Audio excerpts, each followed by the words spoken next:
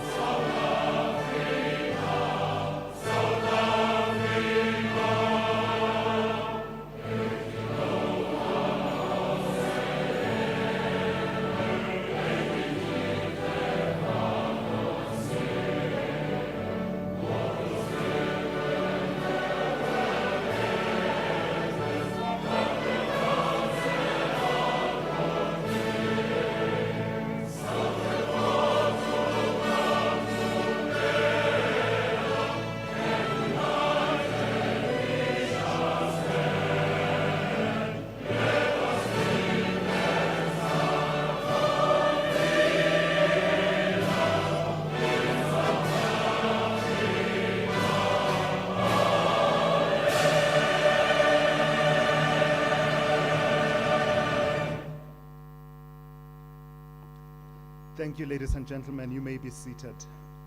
Without further ado, let me call on Professor Tebogo Motiba, who is the acting Deputy Vice Chancellor for Research, Innovation and Partnerships, to come and welcome the guests who are gathered this evening. Prof, good evening.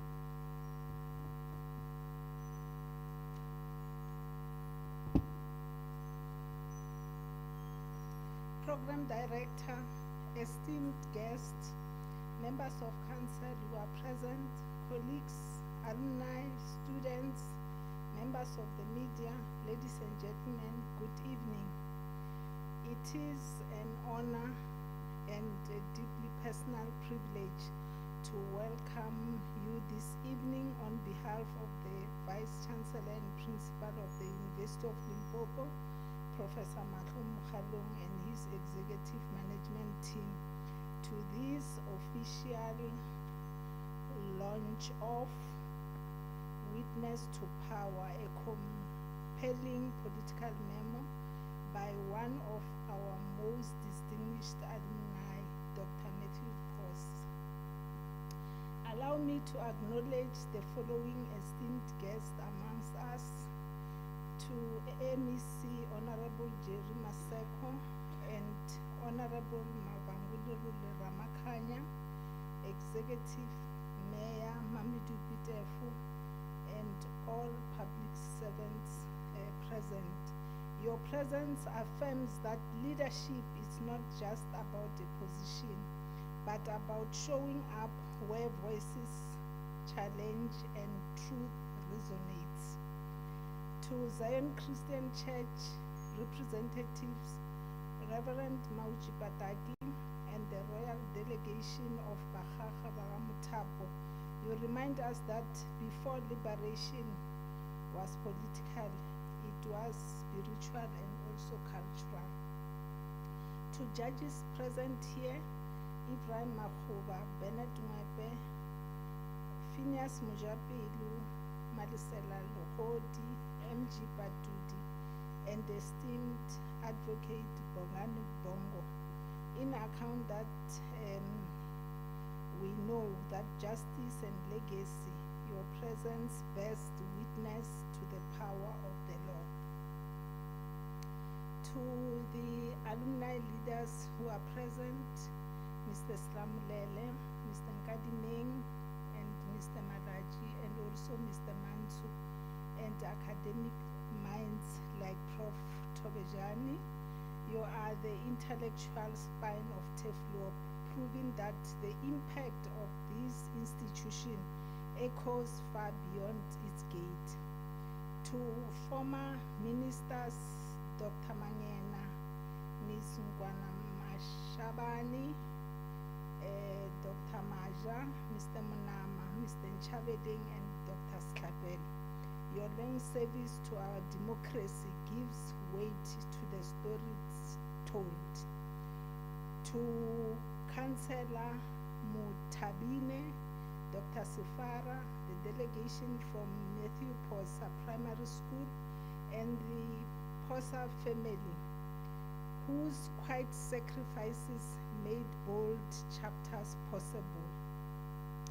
This book is your journey too, for behind every public life is a private circle that carries the cost of courage, and all protocol observed.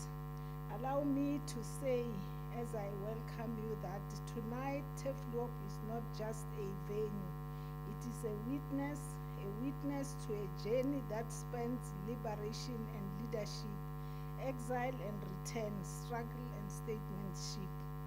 Let me say, this moment is more than a professional assignment for me. It is a personal thing. Growing up, I heard powerful, whispered stories about a man from our region who had gone into exile in the dark shadow of apartheid when it was risky even to speak of resistance. His name still carried weight, spoken in harsh tones but with unmistakable pride. That name was Mathews Phosa, from his mother, who would always tell us the stories about Matewaka this, Matewaka that. when I was at Masana Hospital. To stand here today, welcoming him back to his academic home, University of Limpopo, famously known as Turfloop, is to close a powerful cycle. For Dr. Phosa, it is not just a product of this university. He reflects its highest aspiration, resilience, excellence, and transformation. Witness to Power is more than a record of history. It is a reflection of the past, a revelation also. From the Black consciousness movement to uMkhonto weSizwe, from the negotiating table in the early 1990s to the premiership of Mpumalanga, from political power to principal opposition, Dr. Phosa exists in the pages of our nation's history. And now, through his powerful book, he invites us to read the book repeatedly and to look at power in the eye and ask difficult questions of leadership, of loyalty, and of legacy. It is not just for the ANC, but for all of us who challenge to lead, serve, and shape this country's future. Tonight, as we welcome this son of the soil back to where his journey once began, here at Turfloop, we are reminded that a university's greatness lies not in its infrastructure, but in the caliber of those it produces. And in Dr. Mathews Phosa, we see the full measure of that greatness. So let this evening be more than a celebration. Let it be a call to our alumni, to our youth, and to our future. Come home, come contribute, come carry the torch. To Mathews Phosa, we say, welcome home and thank you. And thank you for bringing your truth, your journey, and your voice back to where it all began. With that, I welcome you all to this historic occasion. Welcome to Witness to Power. Welcome to the Witness to Power, a powerful memoir launch at the University of Limpopo. I thank you.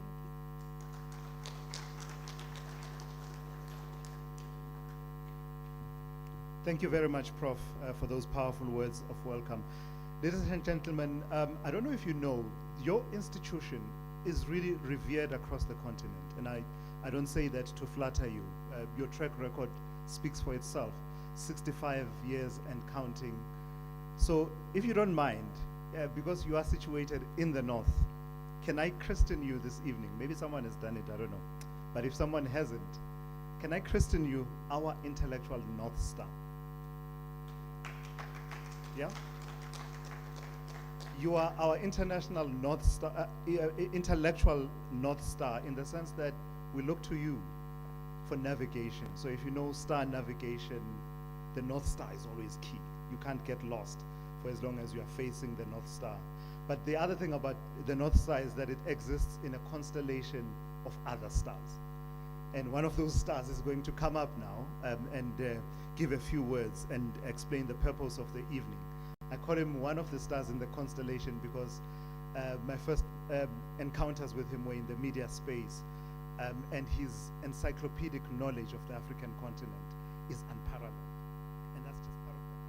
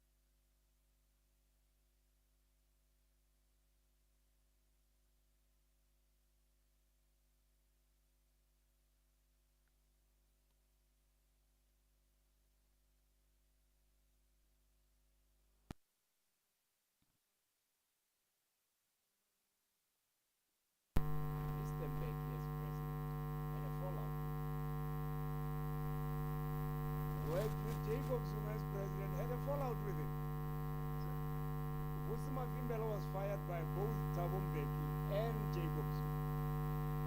Here he comes close. So when you read the book, you are not reading a book, you are reading your own story. And knowing who you are starts with pursuing these stories, and we can't have enough of them. So today, we are here to thank one of our own for, in his busy schedule, making time to write the story. Because Frantz Fanon said the colonists will not just take your land and leave it there, they will kill your history. So that when somebody says, you want to be great like whom? You have no reference. So when he puts the story down, when somebody called Phosa from Sinobarwana says, I want to be great, they say, like whom? They say, like Mathews Phosa, people from Umalanga, people from this university who are often made to feel like they are inferior, will be saying, I want to be a great lawyer, I want to be an activist, I want to be an icon like Dr.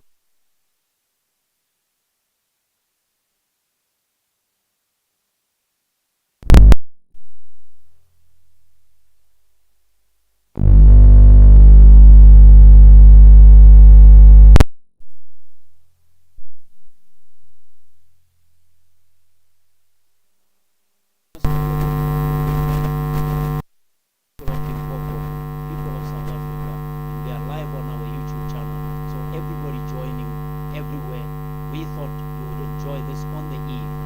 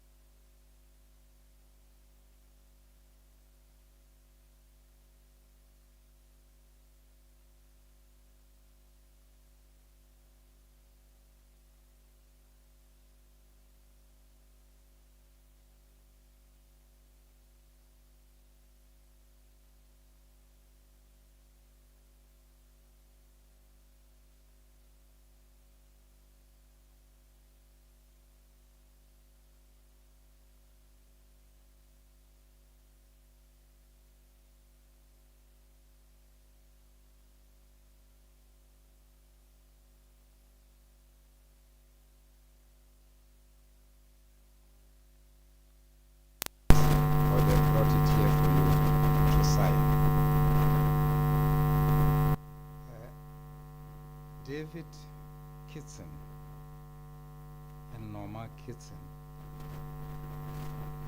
were members of the South African Communist Party.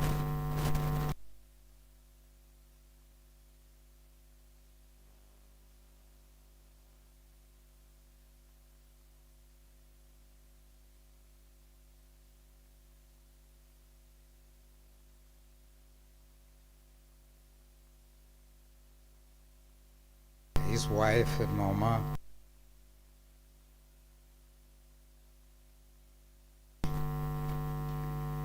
and after 20 years, David Kitson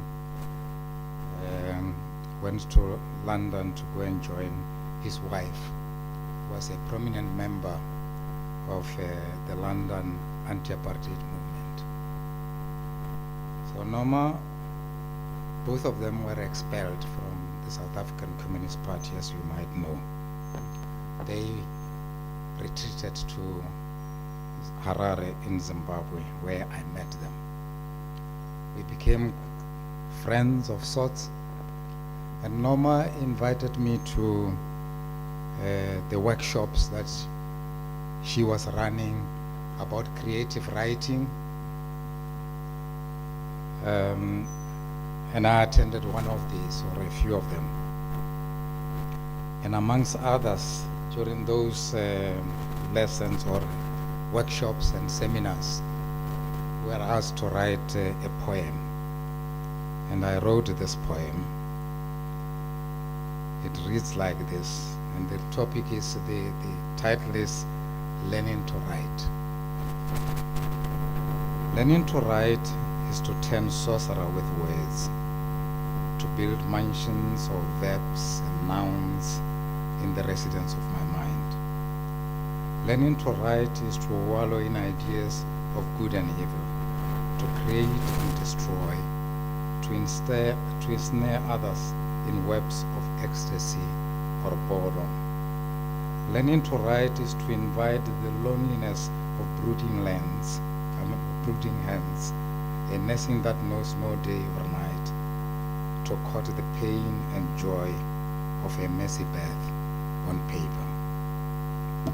Now forget about learning to write and dwell on a few things that are said here. To write is to ensnare others in webs of ecstasy or boredom. And boredom, if the book is very bad. And this one, I can assure you, it will ensnare you in webs of ecstasy. This book is the result of the loneliness that Phosa had invited or had agreed to go into. The loneliness of brooding hands. Writing is a lonely exercise. It requires discipline and patience. That hen that sits on those eggs alone, it doesn't do it with others alone. And writing is the same. You've got to retreat to your room and sit in front of your computer, or if you write in longhand, have at your desk and write consistently with the discipline. And in the end, experience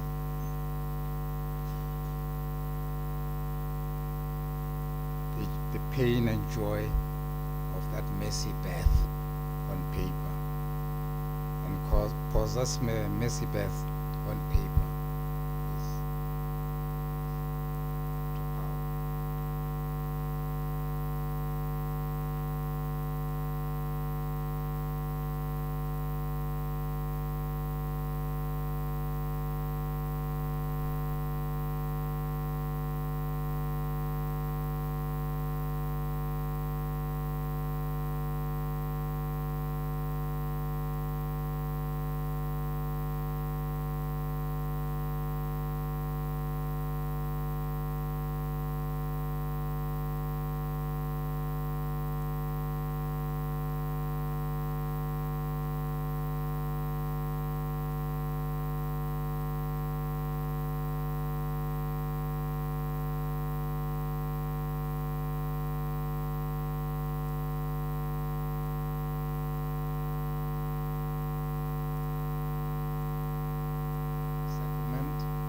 Those of you who are not happy with the settlement, you know where to go. He became premier of Mpumalanga province. He was in the NEC of the sea. So he has been around the block. And we need voices like that to come up. People who are in the belly of the beast and who know what they are talking about. It's not hearsay. And you'll find whatever he has gone through in this book, and I hope it's not the last one, because I suspect the many things that he has done cannot be contained in a book of 200 and something pages. It is important that people like him write, because, you know, although black people are the vast majority, more than 90% of the population, go into the bookshops.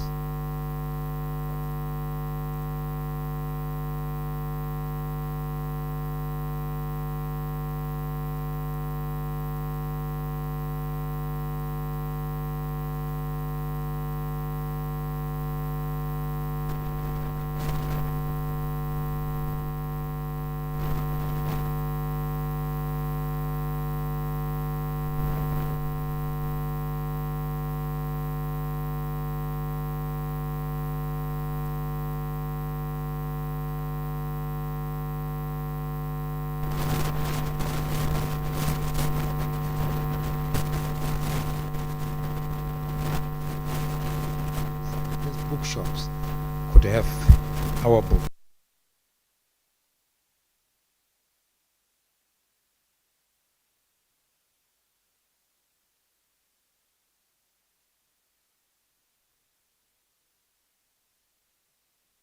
And so forth, because we owe that to ourselves. Otherwise, we quote others. This evening, I don't know how many other people we will quote across the seas, people that we will not know, we don't even know. I remember as a student at school reciting the daffodils. So proud, but I can't show you what a daffodil looks like up to today. Number 3,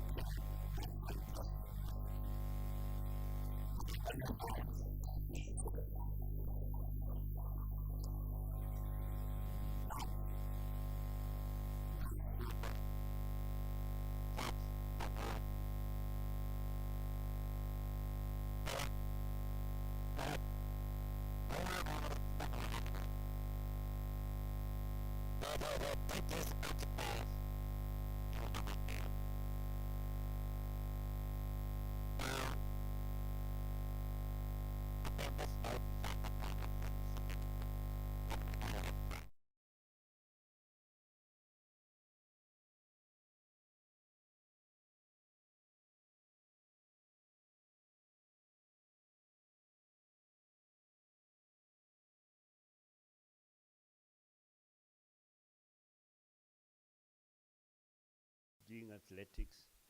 That's why even now I do challenge some students that even at my age, they can't run faster than me. Mateo was practicing karate. And that's why whenever we had confrontations with police, we would say he should be in the forefront so that he can assist in fighting with them. The story which I'll always remember, it's when in 1974, you know, we come a long way together, Mateo. In 1974, that gentleman sitting there, Dr. Makudu, with his English, he convinced us in a mass meeting, he was really rowdy, that we should march to Mankweng police station to go and demand the release of the SRC president, Kaunda Sidibe. We went there, and even before we could say anything, you know, those hefty police guys came out and say, "Via Cyril Ramaphosa." I expected him to run away then. And the bugger pushed us so to the front until they put you know how they do it when they say they're decent, they put a hand on you and say, "You are under arrest." Then they pushed him into the charge office. They looked at us and said, "We're giving you 3 minutes to go to disperse from Mankweng police station." And you know how they count 3 minutes? 1, 2, 3. I remember passing Mateo, we were jumping, you know, fence running away from the police. So that's how far we have been together. And I'm proud, Mateo, that you decided to say, University of Limpopo, I'm here to come and do my book launch with you. Ndadamangana, it's true. If we don't write our stories, it's always painful about who is going to write them, and those people, like they say about the story of the lion and the hunter, that somebody is going to glorify himself or herself in that at your expense. 2 weeks back, I had a very long chat with Ntate Mathews.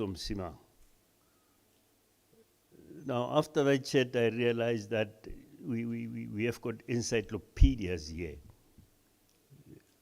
That history is in them. And I was telling Mateo that, you know, Mavuso, it's one of the few people who could face OR and say, no, sir, we're not going to do it that way because we haven't planned properly. And I was thinking again of Mchaulana when he was relating the stories of Morogoro. I think he was part of the Morogoro uprising when they were a bit uncomfortable with situations there and they had to do it. So that's why I say those stories, you know, young writers now, one day these stories have to be written.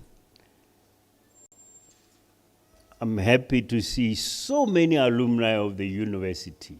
You know, when I look around here, it's just people who studied at this institution, which I always say, you can't bring it down. Never mind how much you try, Turfloop will always triumph. Turfloop will always be top there. We did our best, and it's still there. Once more, thanks everybody for this wonderful evening. And I think we're going to sit and listen to, now I must say to Dr. Phosa. say that they're telling us about this story. Vic, I agree with you. I agree with Ntate Mangena that once you start reading that book, you can't stop. It says go to the next page, go to the next page. And I think it just shows how well it's written and how rich it is.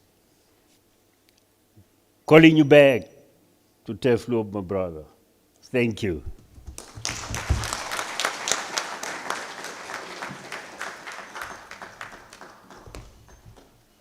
Thank you so much, VC. So in my excitement, I was meant to ask the choir to be on standby before I introduce our next speaker, to just be on standby to give us something, you know, to just warm us up a little bit this evening. So I don't know if that's possible at this point before we move on to the introduction of our keynote speaker this evening. This is me now. You are witness to power. You are witnessing me wielding power, the limited power that I've been given this evening, and asking the choir to please give us an item.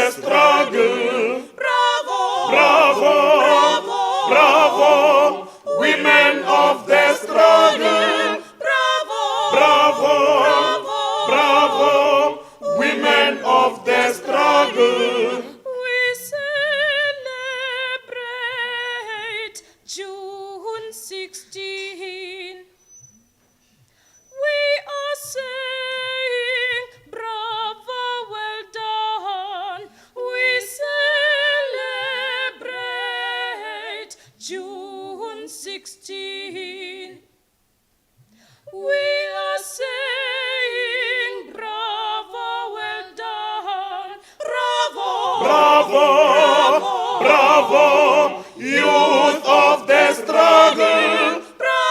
Bravo, bravo, youth of the struggle. Bravo, bravo, youth of the struggle. Bravo, bravo, youth of the struggle. We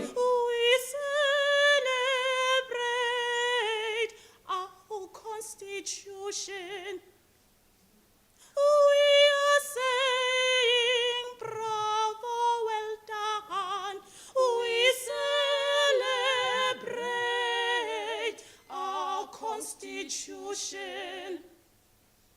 We are saying bravo, well done. Bravo, Bravo, bravo, comrades of the struggle. bravo, Bravo, bravo, comrades of the struggle. bravo, Bravo, bravo, comrades of the struggle. Bravo, bravo, comrades of the struggle. Bravo, bravo, comrades of the struggle. Bravo, bravo, women of the struggle. Bravo, bravo, youth of the struggle. Bravo, bravo, comrades of the struggle.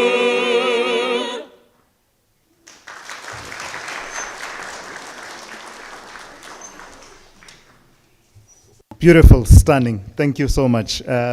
Dr. Phosa, I think this, the choir would have made a great unit. They're always ready, always at the ready, despite the fact that I ambushed them and didn't give them time to prepare. I'm going to ask Ndades Chabangwana to introduce our keynote speaker for this evening. He's asked that, we accommodate that he addresses us from where he is. He's one of those veterans of our struggle as well, someone who has heeded that call to write and write about pertinent issues. So, Ndate Nkwana, please address us. Thank you very much, Tulas. I hope I'm audible. Am I audible? Or should I come closer to this? Program Director, Vice Chancellor, Prof. Mokhalong, and the University Management, MEC Maseko, representing the Premier today, all other MECs, Executive Mayor, Mami Dupuy, Tefo, members of the Provincial Legislature, and I've also seen members of Parliament, all invited guests, good evening. Dr. Phosa was born in a small location which was called Mbombela. It was next to Nelspruit.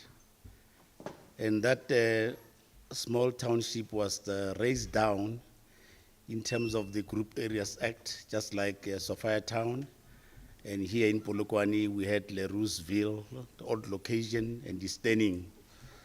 So the location suffered that fate as well. And he grew up in Waterbeck at a village called Poland. He was brought up by his grandparents.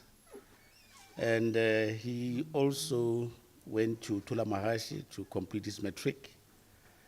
After completing his matric, he graced the corridors of this institution, like most of us, and completed his law degree. Thereafter, he prepared himself to become a fully fledged attorney and opened a law firm which was operating from Nelspruit. And he was concentrating on representing the victims of the apartheid system. So in other words, he was a human rights lawyer. But he was also drafted into the underground operations of the ANC. And for that, he was persistently harassed by the security police. And that forced him to skip the country. And he went to formally join the ANC in exile. If I can share with you, the last time I visited his offices in Nelspruit, that whole block resembled a crime scene. Every corner of the block was surrounded by the police. And the only person there was the Judge President Mujapelo. He was the only one in the office. So we learned later that he had left a night before. After the unbanning of the ANC and other liberation movements in February 1990, he was sent into the country together with a group of lawyers, Pamela Matuna, Albie Sachs, to begin the negotiations with the National Party and other organizations. As a result of these first inclusive democratic elections in 1994, Dr. Phosa was appointed as the first Premier of Mpumalanga, a position he held until 1990.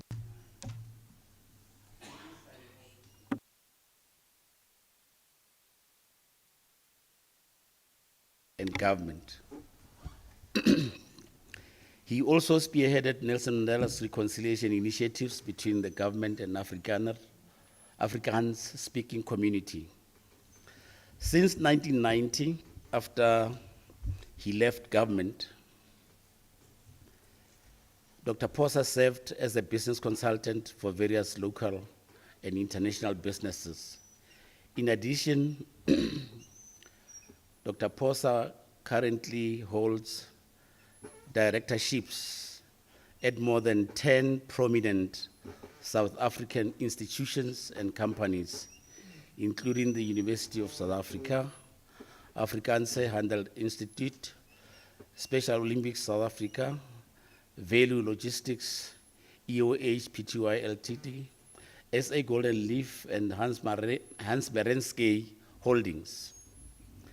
And just about in less than 2 weeks ago, Dr. Phosa was announced as the chairman of Jubilee Metal PLC, the London Stock Exchange listed metal miner and processor.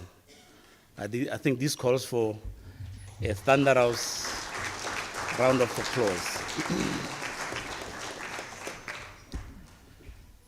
Dr. Phosa is not one person who's chasing after positions. Instead, positions are chasing after him.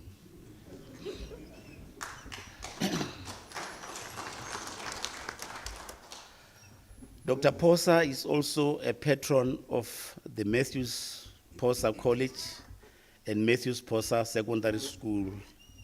The Mathews Phosa College is in Mpumalanga and is generally regarded as a highly successful school with a strong history of academic excellence, especially in mathematics. The college is a comprehensive state-of-the-art institution with all requisite facilities, such as science lab, computer lab, library, sports field that caters for all the major sporting codes. Mathews Phosa College has a history of high metric pass rates and a reputation for excellence in mathematics education. The school provides opportunities for students to engage in agriculture and fosters a positive learning environment. The learners in that school produce most of the food that they consume from their kitchen. As Maya Angelou once said, open quote, "Education is the passport to the future, for tomorrow belongs to those who prepare for it today," close quote. Nelson Mandela also said, open quote, education is the most powerful tool which you can use to change the world, close quote. Dr. Phosa also strongly believes that education is to train the heart to love that which deserves loving.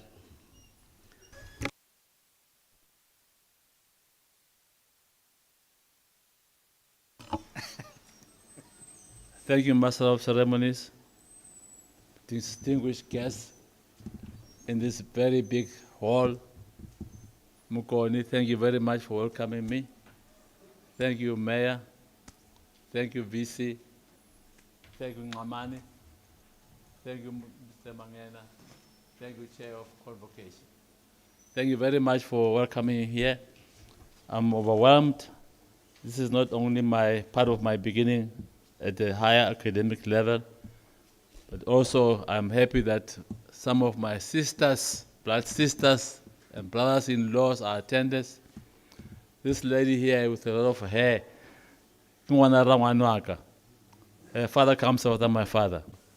I studied here with JP Makhoba. He's sitting there.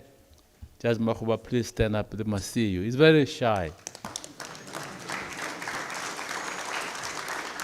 And then JP Lohodi sitting there. Please stand up, well born. Now, VC, out of the 5 judge presidents from this university, our law firm produced 3 out of the 5. One of them is Phineas Mujapidi, is not here tonight. We're very proud of that we have a law firm which started by black lawyers, produced for this country, judge presidents.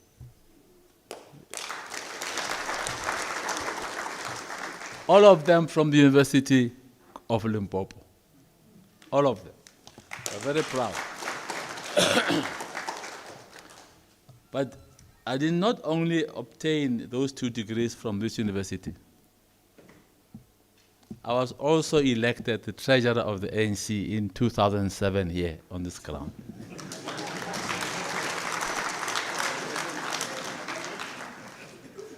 It is a story I tell in the book with tears in my eyes, if you want to know.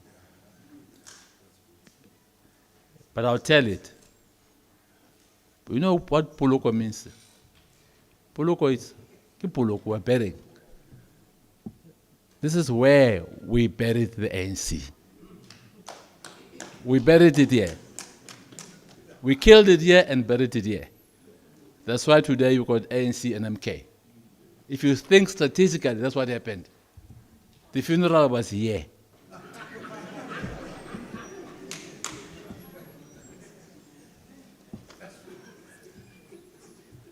When we write a book about South African politics, as we did when we wrote Witness to Power, you inevitably write about leadership.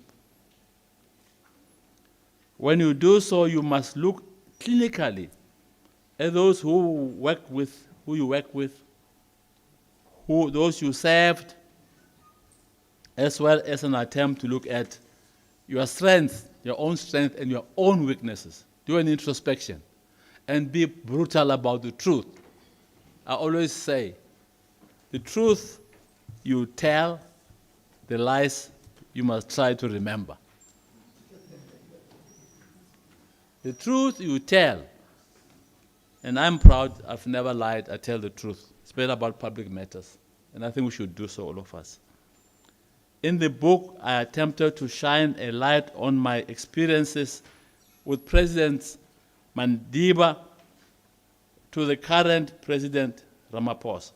In doing so, I understood that what I write would be controversial and at times unflattering.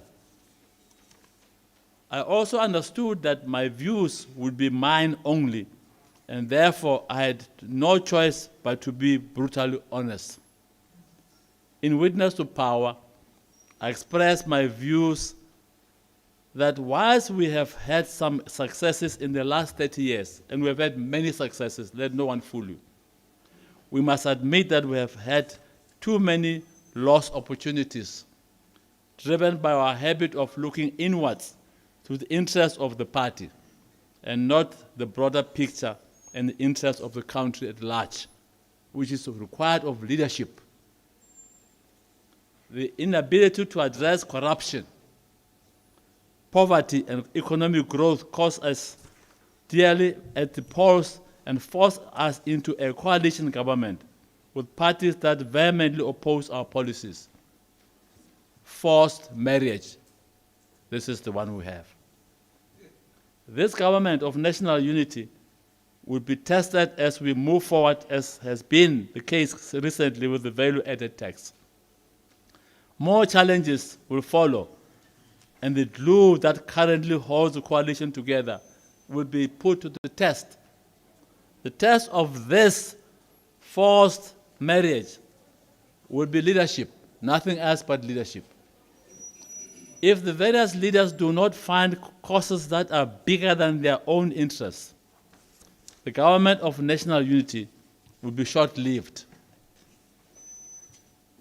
Dramatic changes need to be made to the way we currently govern, and those in government will have to show that they are also willing to make sacrifices like those that they expect the electorate to make. The cost of government, colleagues, is simply too high, as is the cost of doing business in the country. In addition, we need leaders who will take a sword to the cancer of corruption and cut it, wage war against corruption. I hope and pray that the diverse team of leaders in the government of national unity will realize the need for honesty and fearless leadership, honesty, integrity. The world around us changed in an instant when America went to the polls in November last year. In an instant, alliances that were formed over decades, and in some cases centuries, were suddenly brittle, and foreign policy across the globe were being tested and dramatically reviewed amongst great uncertainty. These changes included tariffs, the withdrawal of aid, even in the most sensitive area like health. New alliances and inward-looking changes to the way that the superpowers of the world operate. The key phrase in geopolitics in the past 6 months has been dramatic change. Those changes have affected South Africa, and we must, among other changes, adapt to punitive actions and legislation, statements of half-truths, and the withdrawal of aid. Added to that mix is the fact that our alignment with Iran, China, Russia, India, and others are being challenged, as well as our views on the current conflicts across the globe. Our actions and pronouncement of certain things like Israel, Hamas, has inadvertently cost our reputation. In this environment of sudden and bewildering change, as well as ever-changing policy environment, we need cool heads, as well as leaders who are willing to make the changes necessary to ensure that we remain relevant in a world where interests and alliances are being redefined. Trump barks like a dog, and you can't bark back at him because you look like him. We should outsmart him and be clever leaders at various parts of this African continent. Someone says, if you say Trump is a dog, you are undermining the status of a dog, because dogs are better than him. We sit tight in our beautiful South Africa and let them eat each other while we plot the future. Someone said the other day when he was asked the question, because he didn't want to answer the question, he says, me no speak English. But he didn't want to answer the question. Our electorate has spoken loudly about their dissatisfaction with internal mismanagement of scarce budget resources and optics of leadership, who does not seem to understand the dark circumstances under which we live. Unemployment, corruption, slow economic growth present dangerous mix for leaders who live in luxury, in stark contrast to most of the electorate one of my uncle's brother's sons is a police officer, Adam. He sent me a picture of one of our comrades. I think you saw it on social media. This man was holding many rands and cents, 100 rands, 200 rands, celebrating, but not explaining how he found those money into his hand. That's going to cost us at the polls, this unexplained money in our pocket. And we need to confront the truth. As the premier of Mpumalanga, I fired 3 MECs for corruption. I was not very popular in my party for doing that, but I don't care. I was right. Because there's no enemy worse than corruption against our people. The current hiking of the level of value-added tax, changes to the education and the land policy will on its own not satisfy voters. They need to feel those and other changes in their stomachs and pockets. Joe Slovo once said while we were still in exile, the people will not eat slogans. They will want pap and flesh. They won't eat slogans. You can dance and dance and dance and sing. They won't eat those songs. They want no potholes, no load shedding. They want jobs. It's very simple. Politics is simple. Don't complicate it. Because you want to look very complicated in your black suit. No. No. It's about ordinary things that's why you serve the people. Sorry. Similarly, our government needs to reevaluate our position and stance globally. We have currently painted ourselves in a corner in an environment where soft alignment have hardened and even associations being scrutinized in detail. Historically, Mshab, ANC has always been non-aligned. And that was the correct position because that enabled us to intervene in Northern Ireland, to intervene in Mozambique, to intervene in Angola and everywhere else. People trusted us as honest brokers. We need to retain that status of being honest brokers. How can a group of ANC leaders go to Northern Ireland and do the Good Friday Agreement and solve a problem the English government could not solve? We did that with Cyril Musa because we had credibility as honest broker. We were involved in Iraq in solving international problems. Even in Mozambique, we were involved.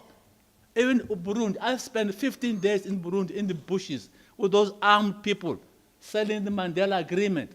They could have killed us, but we were telling a story about reconciliation, about uniting their nation. And then democracy was born in the bushes of Burundi. Born in the bushes of Burundi. And the first Gurunguza president was elected. That's how it happened. We were there. But because we're honest brokers, we must retain our status of being honest brokers in world politics. We must not lose that status. The post-1994 election romance with South Africa is over. We need as leaders who use their voices sparingly and wisely. In witness to power, we try to highlight the pitfalls and opportunities that present itself our leaders, and particularly our president and premiers. 30 years after liberation, we stand before a local, international challenges that cry for calm, brave leadership, calm. The local, global challenges of yesterday are not the challenges of today. We need leaders who are willing to find solutions that transcend their own and political positions. It is the only way we will finally achieve a better life for all, which we promise in our Constitution, in the very first line of our Constitution.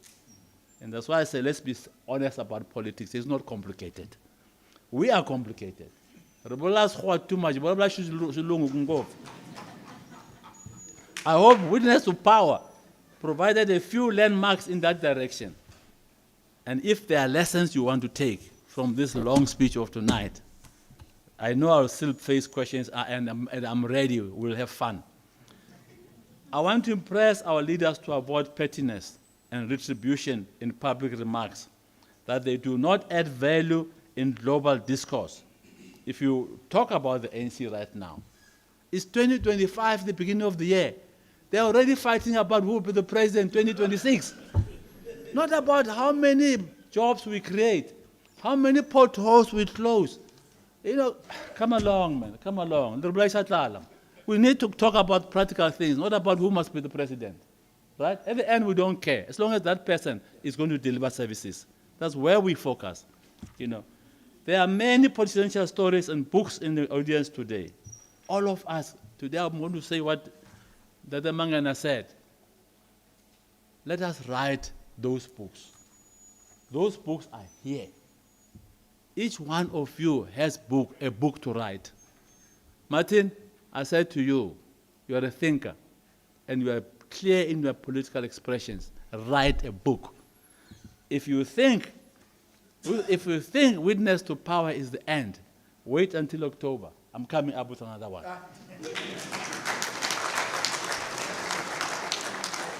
So let us write our books. We heard from the wisdom of Tata Mangen. If we don't write our books, others will write about us, and they will lie. They will lie. Our children cannot hero worship Shakespeare. No. No. Baba mitaka spele ba gitsikinya the room.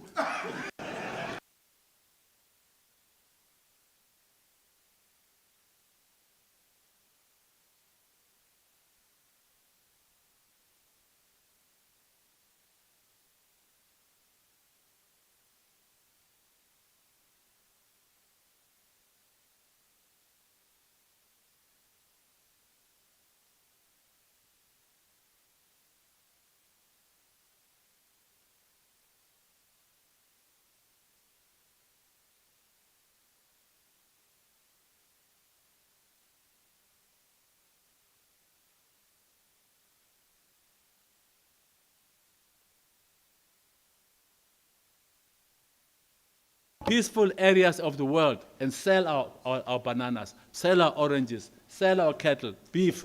Yesterday we had a delegation from Ukraine. But they said they don't have beef. Let's send them beef to eat. Okay, they've got too much chicken. We're buying chicken expensive from Brazil. Let them bring that chicken here. We want to eat it.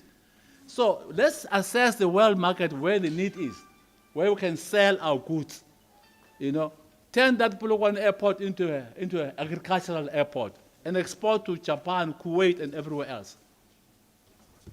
The VAT withdrawal, of course, is good news because VAT was hitting the poorest of the poor, whether we like it or not. And we must welcome that wisdom from our own government, that the poor won't be able to have that 7% increase on food. But that was going to, I mean, whatever way you look at it, it was not, they're not going to afford it. Food was going to be expensive. And why do we make food expensive for the poor, who are mostly black? We need many more books for the period immediately after 1994. I can't overemphasize that. We need more books. The government of national unity is the best model at hand currently. We have no a better one, and let's make it work. Of course, like I said, there will be many potholes. The VAT withdrawal illustrates that we are taking our democracy back. The visit of President Zelensky is part of those confidence measures I was talking about being non-aligned.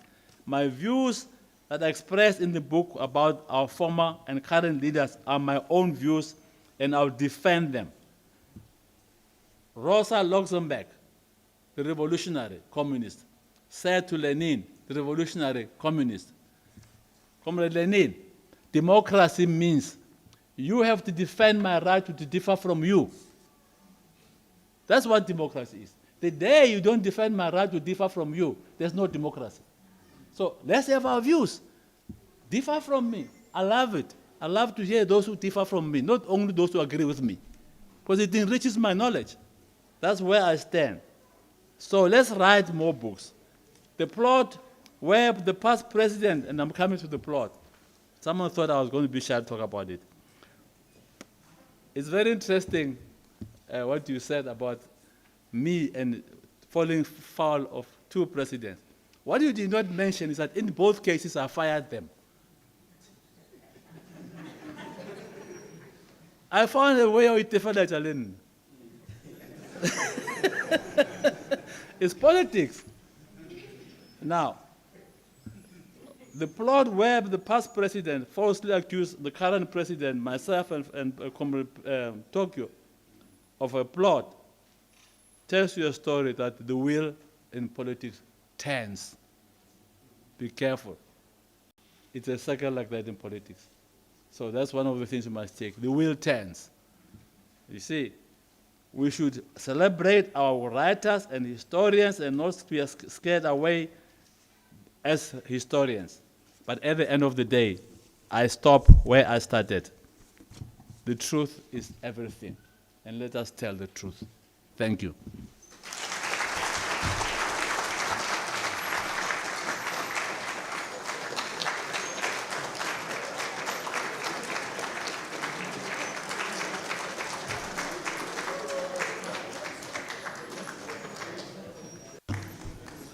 Dr. Phosa, thank you very much for those words. Really powerful and challenging. Ladies and gentlemen, just to explain what's happening, the logistics dictate that I should move this side for this interactive session. And Dr. Phosa, again, thank you for that speech. And you really went into a great deal of detail. And I feel that it would be self-indulgent of me to continue on our earlier agreement to engage you more than I should. So I propose to just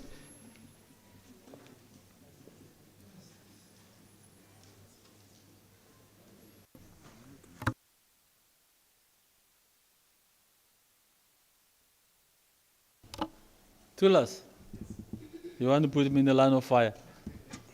I absolutely do. So, Dr. Phosa, because you've covered quite a lot of what I wanted us to talk about, I'd like to just yield some of what I was going to raise with you for the floor so that, we have as much interaction as possible. Let's start with the title of the book, Witness to Power. Firstly, let me just say that I've read many memoirs. This is an easy read. And you being a lawyer, I expected that there was going to be mutatis mutandis, inter alia, and all of those things. None of that. So that's one thing I appreciate. I appreciate your storytelling. That's the one other theme that came forward for me. Then I love how you weave in characters. It's a book full of characters.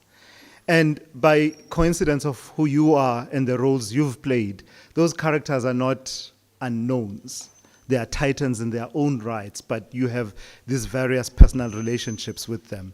So let me ask you about then the title, Witness to Power. Why witness to power when some would say you are not just a witness to power, but actually a wielder of power, as well as, someone who was instrumental in granting the instruments of power? It's a body wave. When you play soccer, you dribble a bit. It's a body wave. Somebody says you ensnare people. Mr. Bangen, you ensnare people with words. The next book is got another very ensnaring title as well. It took me 7 years to write Witness to Power. It has taken me 10 years to write the book coming out in October, because I take a sense of responsibility to our history. I don't take the matter lightly. I have no time for legal jargons. I tell the story. You have heard me on TV and radio. I tell the facts as they are. But I'm hoping those who were not born in 94 could learn something. And those who were born after 94 will learn something. And those who are born after now will learn something. But if we combine all our wisdoms and write books, we've got a rich history as a nation. I spoke to Tokyo called me. He says, my brother, you have moved me. I want to write a book. How do I proceed? I said, Tokyo, write the book. You got so much to tell. He said, I have. And we started sketching, joking about chapters. He's going to come with a lovely book. He said, but then introduce me to a publisher. I introduced him. And he's writing a book. Let us all write books. How he titled, how he styled it, yes. The question is correct, but in most cases, I'm not only a witness, I'm a participant to power. I confess.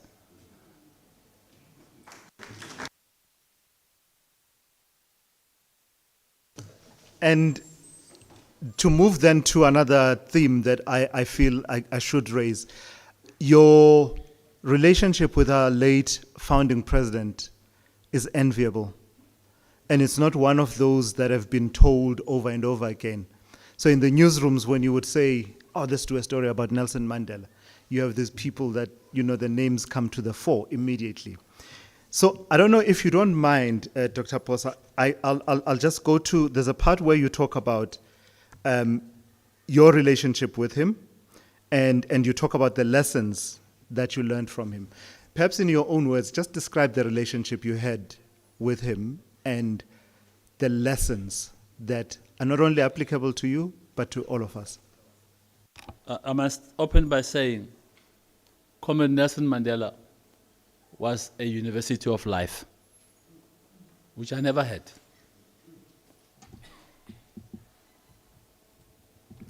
We met in Lusaka when we were introduced to him on his first visit, that me and Pendula Maduna and Comrade Zuma will come back home with him to be his second brain type of thing.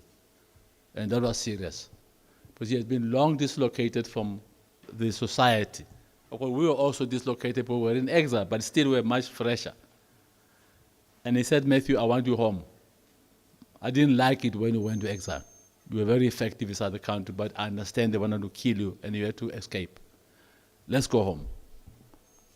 And then we met inside the country. The trip is a story on its own. We met.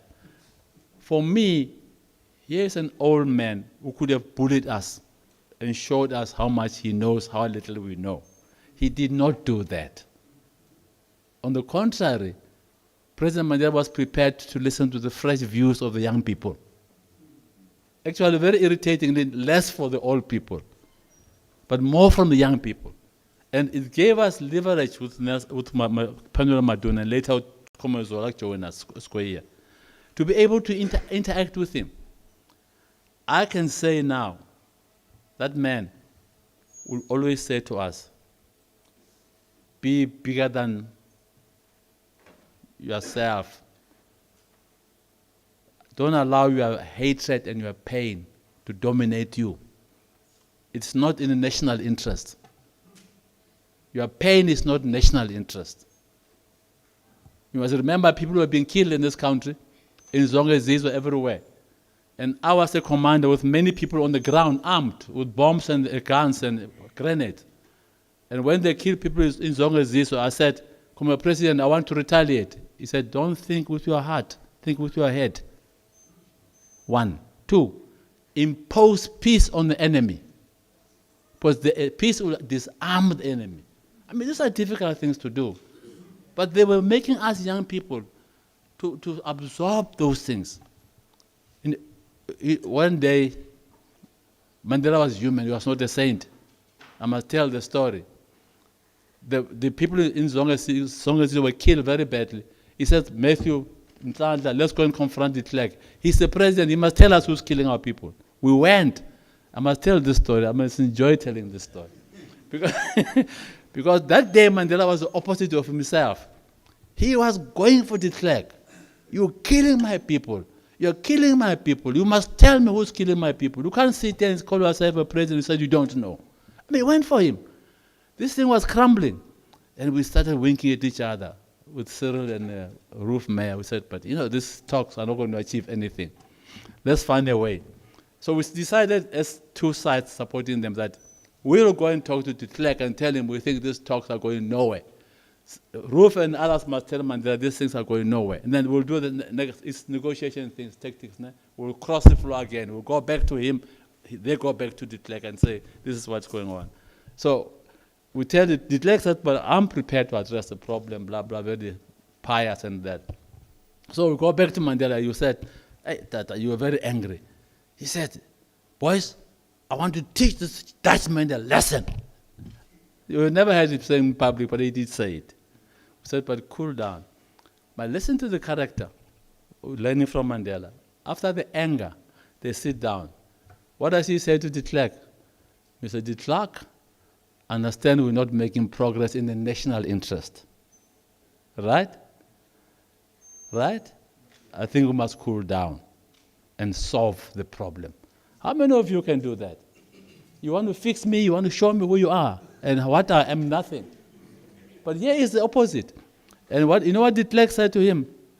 Mr. Mandela, Dr. Mandela, it's good that me and you can be at the end, deep of the precipice, and look up and realize there are no leaders. So we cannot afford to sink low.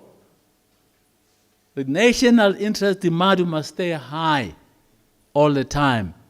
That's why in my speech today I said, colleagues must learn to put national interest in the center. Thank you, in the center.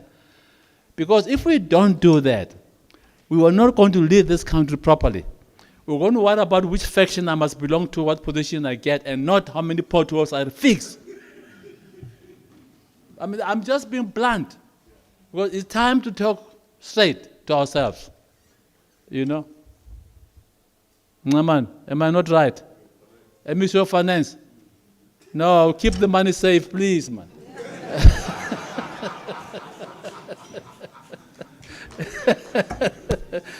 I think that's what we should do.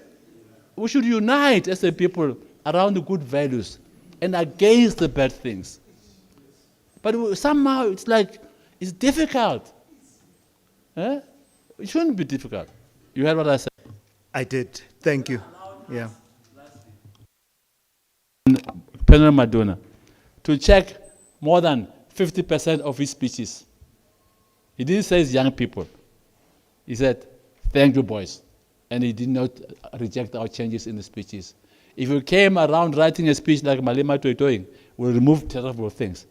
Because we wanted to maintain a statesman's posture of Mandela. He was a brand. And he agreed to stay a brand for us. It was something we could sell to the world, Mandela. And it served the interests of the country much better. I leave you with this lesson. Put national interests first.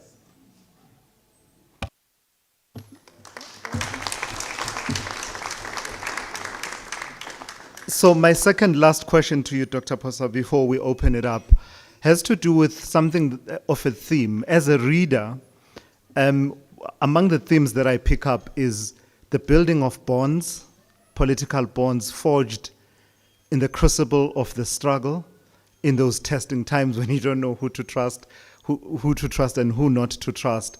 But also I pick up a lot of relationships breaking down as well, as you know, especially after the attainment of democracy. So the question I then wonder, as I read these two, let me call them characters, actors within the story that you are telling, former President Thabo Mbeki, former President Jacob Zuma, they characterize for me in the story you are telling those themes of relationships forged in struggle but later on running into difficulties.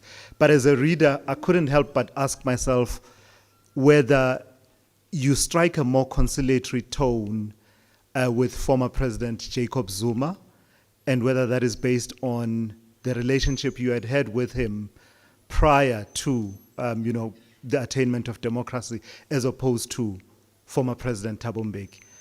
I imagine you'll say I'm incorrect in my reading, but yeah, please set me straight. I think you are, and you're entitled to be incorrect. Let me tell you first about Jacob Zuma and Thabo Mbeki, not as president. You won't believe it, but you need to know. It's on. These guys were like twin brothers. I think Mavimbela also deals with that. They were like twin brothers. You won't believe it. They will even wear the same gray flannel, same Cuban shirt together. I mean, they were close. And then they would come home. That's when we were struggling in the trenches. It was tough. And they come home. Now there's money, there's power. Which were not there. Trouble started. Then the one does not want the other to be his deputy. No, this is your deputy president of the ANC. Make him the deputy president of the country. That was what happened. And we forced Comrade Thabo to accept him. But there was an agenda to make Mangosuthu the deputy president of Thabo. That's why Aziz Pahad was made minister in the presidency. It was to watch him like a dog. But it didn't happen. We fought it. So you can see the tension starting to build there, which many people outside, they don't know. But these guys were like brothers, like this. Power created a wedge between them. It was power, nothing else. Now, if you take the book, my book ends up not with bitterness, but with reconciliation with every character. I'm saying there, let's start with Comrade Thabo Mbeki. Notwithstanding what happened, when I became chairman of UNISA Council, I started the Thabo Mbeki Leadership Institute with him. I supported it in council. Is that not reconciliatory? I did. I started and put together the first and only presidential library until today of Thabo Mbeki Library. That's reconciliation with him. That's not bearing a grudge. That's being a leader. That's why I say you must think beyond your little self. And I invited him for the launch of his institute. I invited him. We went to Addis Ababa to start a new UNISA campus. I allowed Comrade Thabo to be the speaker with President Meles to launch that postgraduate university in Addis Ababa. Really, if it was my enemy, would I do that? He's my leader. I respected him. I showed that. Jacob Zuma, as I say in the book, when the night before, the NEC dumped him during the day. So he phones me through his bodyguards at 8 o'clock. He says, please come and see me. The bodyguard said, Ubaba ufuna ukukhuluma nawe. Mtata wathi lobuka luwena. Tata ngabula ukubula na wena. Nakubula malembe kamuka wona. Tata mashap. So I said, okay, I'll talk to him. At 9:30, it's late. I'm in my pajamas. He said, no, Zuma says come to Matlabandlo. Now, yes. After we have not spoken for 3 years. No, it's not fair. I said, hey, I will call one young man, Matsuba and Mutiba. Let's go on Fanak. We go there. We find there's no one in that Matlabandlo, except the bodyguards whispering at the corner there. I sit there, there's only water. You know, me and Zuma don't take alcohol, so it was okay. So, I found court papers by some silly lawyers. I won't mention their names. I always don't mention their names. Saying to Zuma, yeah, tomorrow they'll impeach you in terms of Section 98. Want you to look very educated as lawyers. I said, Zuma, they are misleading you. Tomorrow is 50+1, Section 200 of the Constitution. We wrote it, we know it. They're going to throw you out. Even the ANC alone can throw you out. So please, Mren, step down peacefully. Keep your benefits as president. Let's agree, Comrade President. Then he says certain things about how he felt aggrieved by the president, current president. And he mentioned them to him. I said, but it's okay, Comrade President. I hear you. Tomorrow have a press conference, not at 10. You remember there was a press conference at 10. I requested that it must be postponed. I'm telling you now. Please, you see, there's not being a witness, that's being active in power. I said, you see, you need to have time to tell the country about your dissatisfaction with your successor, and then resign. I thought you'll do it in one press conference. At 2 o'clock the following day, of course I knew 10 o'clock there would be no press conference. Some journalists are not amused with me. 2 o'clock he tells the country what he told me that day. We must remember we met from 9 to 3 a.m. And the following day it was Valentine's Day. I said, Comrade President, people are being in love. We're sitting talking politics. He likes humor. I said, come on, let's go and sleep. So he agreed he'll go for us. And then he told the country what he told the country. And then at night, I'm sleeping. I'm fast asleep, but I didn't sleep. He resigns. So one of my friends says, hey, at least he listened to you. He writes a WhatsApp.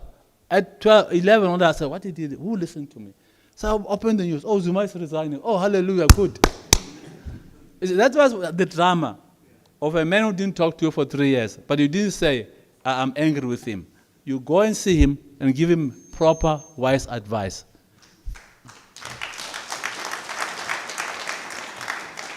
Three weeks later, or maybe 2, he called me to Mhlanga for a breakfast to celebrate the good advice with other comrades who were there. I won't mention their name. That Comrade Phosa was brave. He told me straight what to do, but in a nice way. Okay.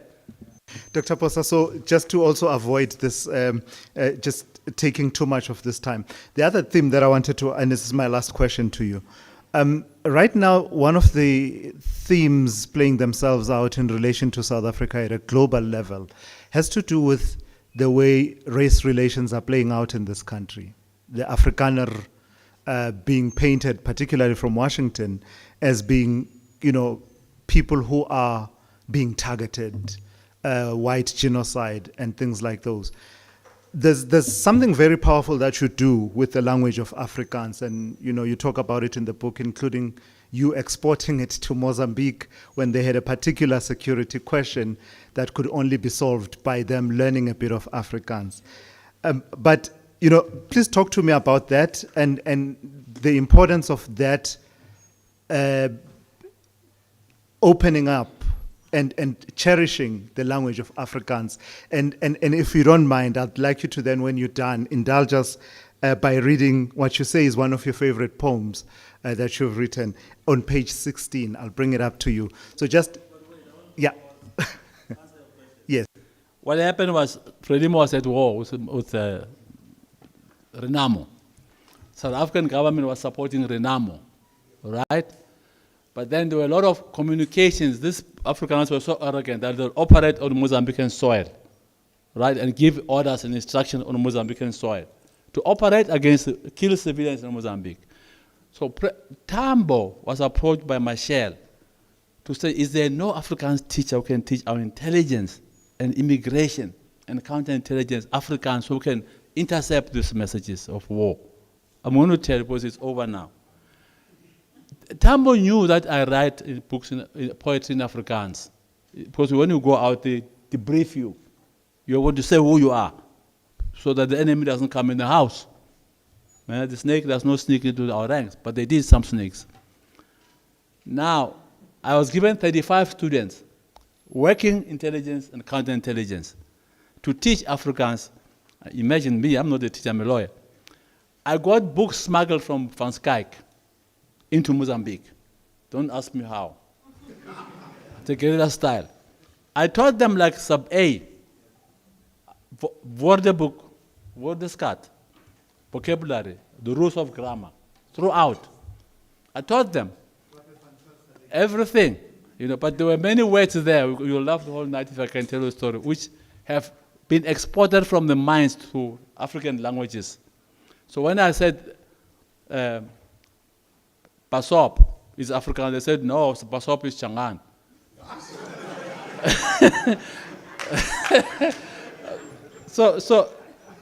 So some words, like Futsek, I said, no, Futsek is Changan. No, it's Afrikaans. But these words have long gone out. They're saying that sometimes there will be a problem of Portuguese. I had to learn Portuguese fast myself, because I'm teaching Portuguese-speaking people. But what we did, we then weaponized Afrikaans on the battlefield. The Afrikaners did what they did. We went into the war room, we interpreted, we intercepted them, we arrested them, we liquidated them when necessary. Sorry, that's war. But they were killing. If you kill, you get killed. Don't complain. It's war. So Afrikaans was weaponized in the battlefield. So don't underestimate Afrikaans as another AK-47. It can be used. It was used there. And I'm happy I honored Machel and Tambo by teaching those people Afrikaans, because it was used. Now, here at home, it's a lie. There is no genocide here. We're not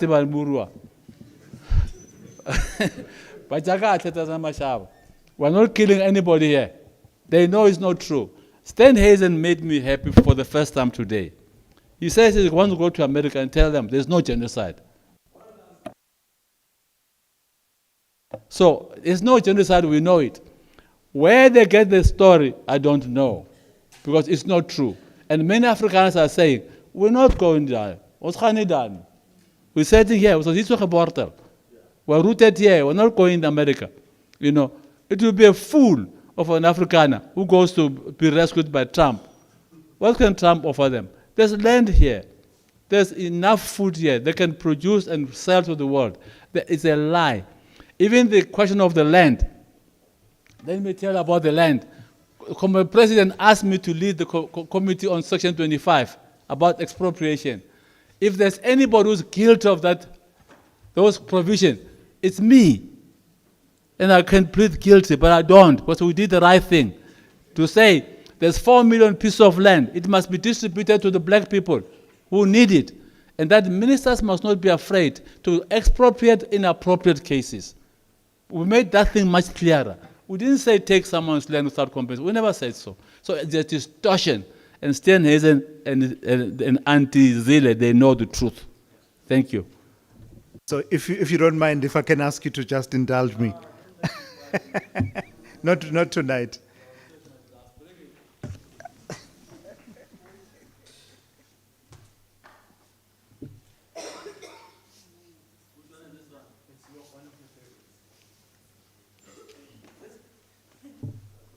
This poem was read here at Turfloop those days, here at University of Limpopo. I wrote it when I was here, and it was at the height of the homeland. Thanks for choosing this one. And I used to read it into the hall. There. You remember that poem? I used to read it. It's called a Yabas. And the students love this poem here. I'm very happy you chose this one. A Yabas ridicules a homeland leader. Right? It's a caricature. It says, Altijd gedas, 6 stokstijf in a swart Mercedes Chrysler, a Yabas. This homeland leader sitting there nicely, wearing a tie. Op en af gaan hij in een zogenaamde parlement, was zoals een beerhal leek, die Yabas. Hij loopt grootpens, die straat vol. Een kortnek, een vetnek, een holmol, daar die bloody Yabas. But it was written while I was here, and I read it many times to the students in the hall, and they always demanded this poem. I'm happy you chose it. That is a Limpopo University poem. Thank you so much. Ladies and gentlemen, there's so much that I could cover, but I mean, part of the risk is then you end up giving away too much. So we don't want to do that. So we'd rather you interact with Dr. Phosa for a few more minutes before we move towards a close. So if you don't mind, we'll take a few questions. I'm awkwardly situated. I'm going to move and just stand over.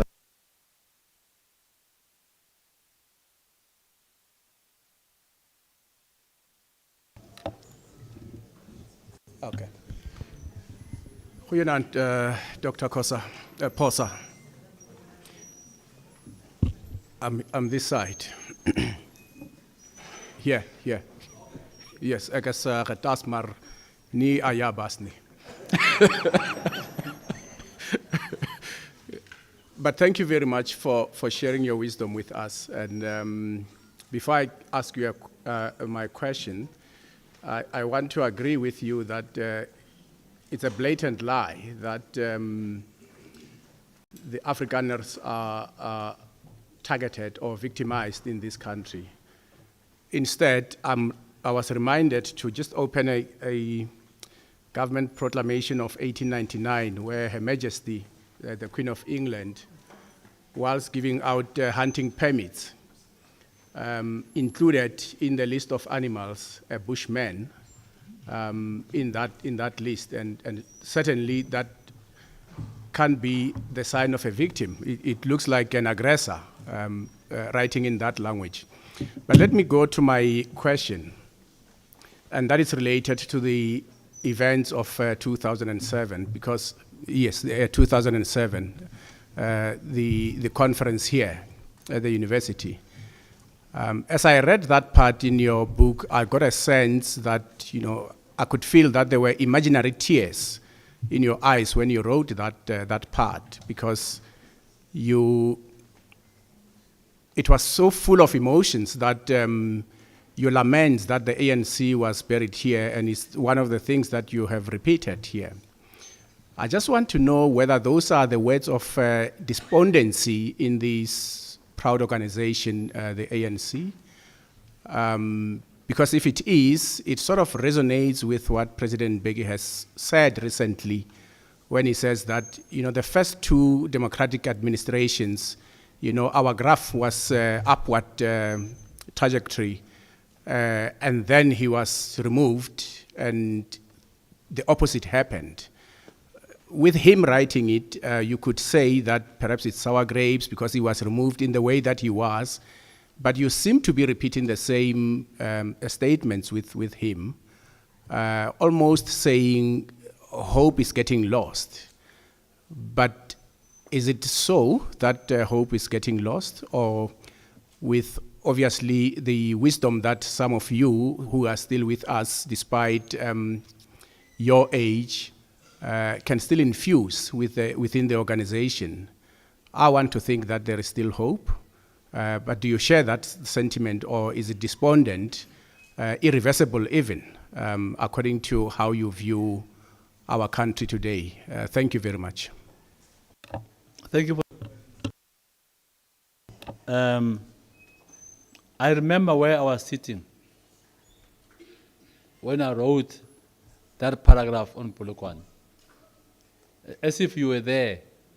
It just dawned on me as I analyzed the organization that indeed we killed it in Polokwane.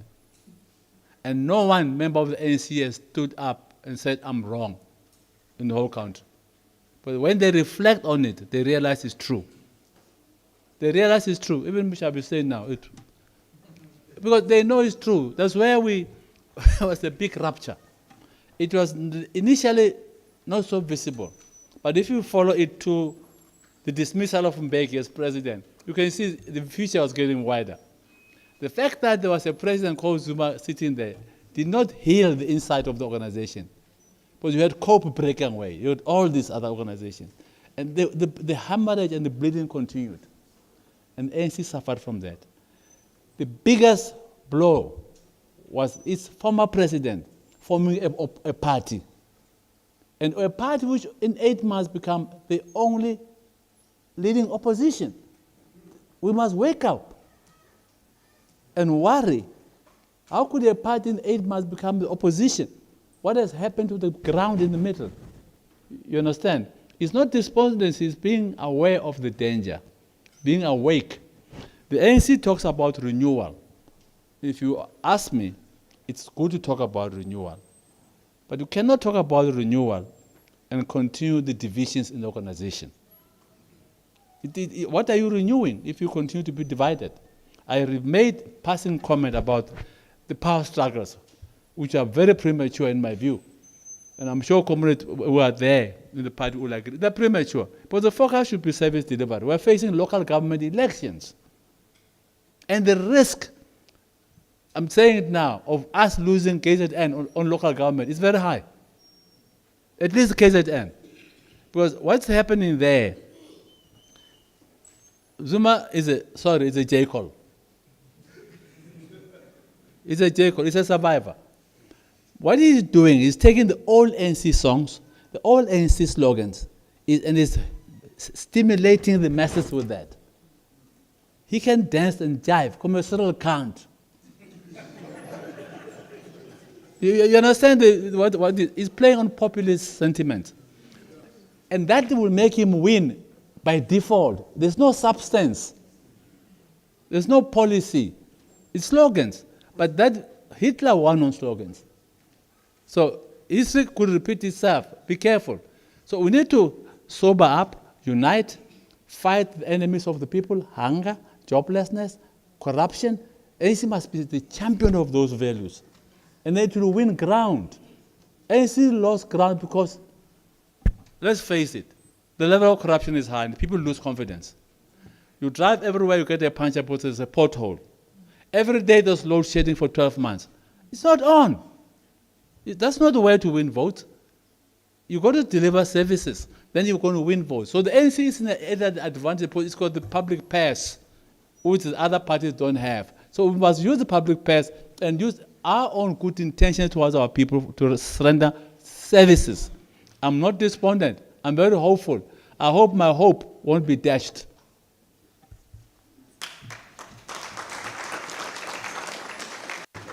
I'm going to take 2 questions from the lady over there and the gentleman this side. Then I'll come this side and then come back there. I'll take the questions in batches of 3. So that was the first one. So if I could have you make your contribution and immediately followed by someone else, and then the gentleman behind you. So that it's 3. Then I'll come this side.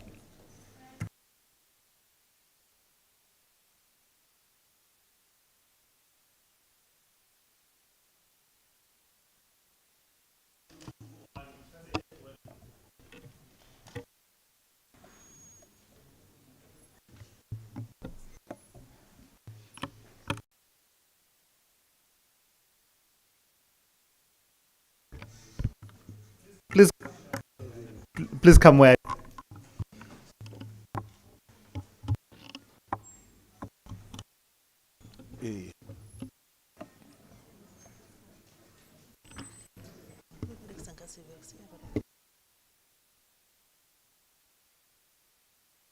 Actually gives me a goosebumps to engage an intellectual giant like you. I'm so nervous, actually. Thank you for the opportunity. In your book, Doctor, you've mentioned that ANC was wounded here, something that you also attested this afternoon, that it was actually buried here. So we know that political squabbles can actually disrupt service delivery. And in most cases, it's the poorest communities that suffer the brunt of those conflicts.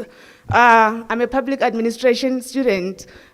Woodrow Wilson, 1875, if I'm not mistaken, articulated that politics should be separated from public administration.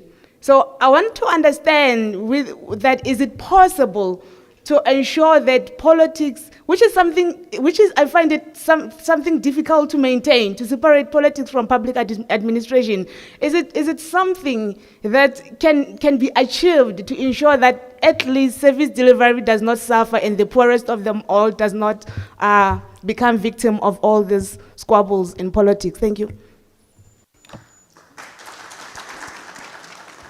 There's a guy who wrote a book, Miller, Miller. I want to wait for you to sit down. Miller wrote a book called What is Politics?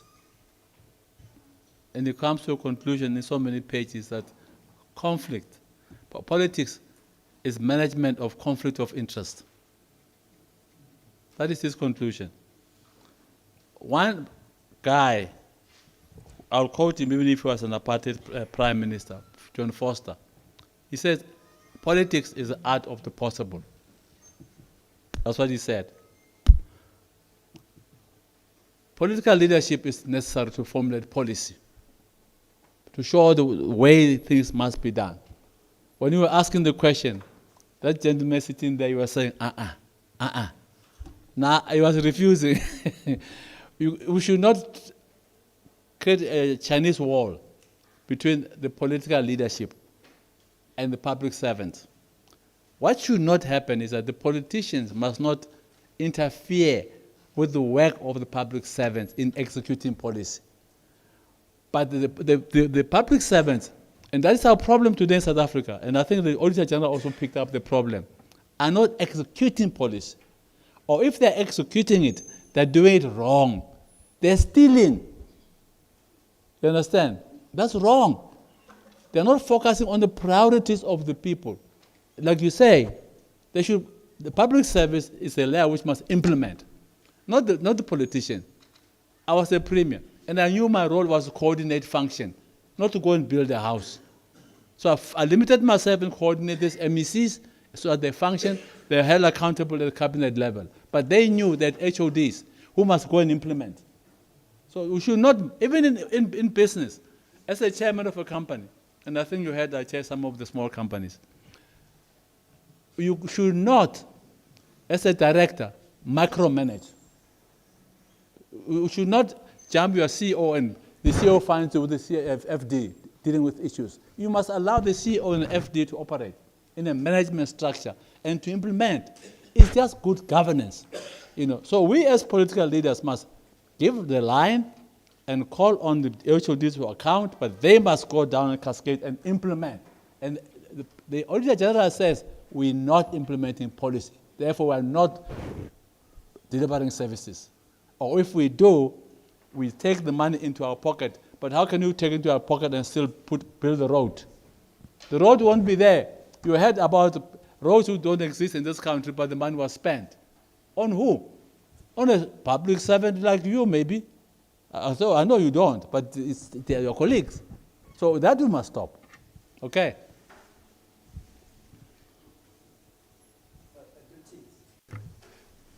In some of your articulations, you have demonstrated that CODESA negotiations were painful but necessary compromises.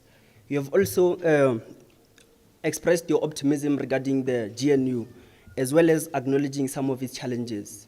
With that being said, would you say that compromise as a result of divergent interests is inherently a problem which leads to there being no resolutions towards development? Or perhaps it can be transformed into a strength. In other words, is it maybe a political liability, or perhaps it could be transformed into a strength that promotes good governance?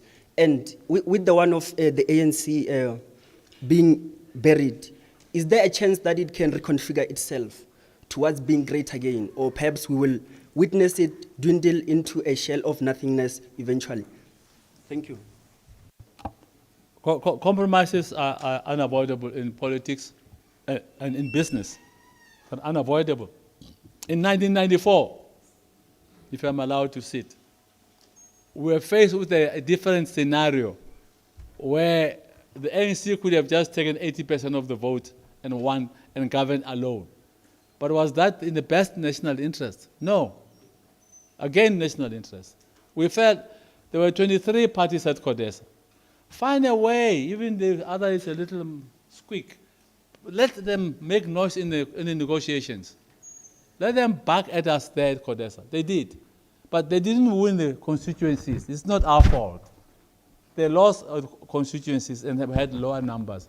But still, we still felt, even if they lost constituency, let's have them in the executives. And we did have them in executives. You know, National Party was not entitled to one seat in the cabinet. But in the interest of national unity, we brought them in. At some point, we brought the Freedom Front in. Now, those are compromises we made not under pressure, voluntarily. But now in 2024, we only have 40%. Then we've got all this bunch of beggars around us who are just excited about the blue light. So they are there in government national unity. They're enjoying it. Let these beggars stay around and not make noise that far. Let them help us implement our policies. Now the DA is another kettle of fish. You argue about VAT, they bring the land issue and Bella. How does land and Bella come to the tax? They're transacting something on the side away from the tax. You see what they did? That's why when you remove the tax, they don't know what to argue. So Bella continues, the land continues. But they dropped the ball. They argued the wrong argument, politically speaking. You know. So we can't compromise with them on those things like the land and Bella. We're not going to, and we didn't. We gave them the space on the, but it's just in the interest of the poor, and we know it. So there's give and take in compromises. There's give and take. But whether the ANC is going to die, the ANC has listened to some of us and all of us. It must wake up. Just talking about renewal is not enough. Stop the infighting, unite, move forward together, and deliver services.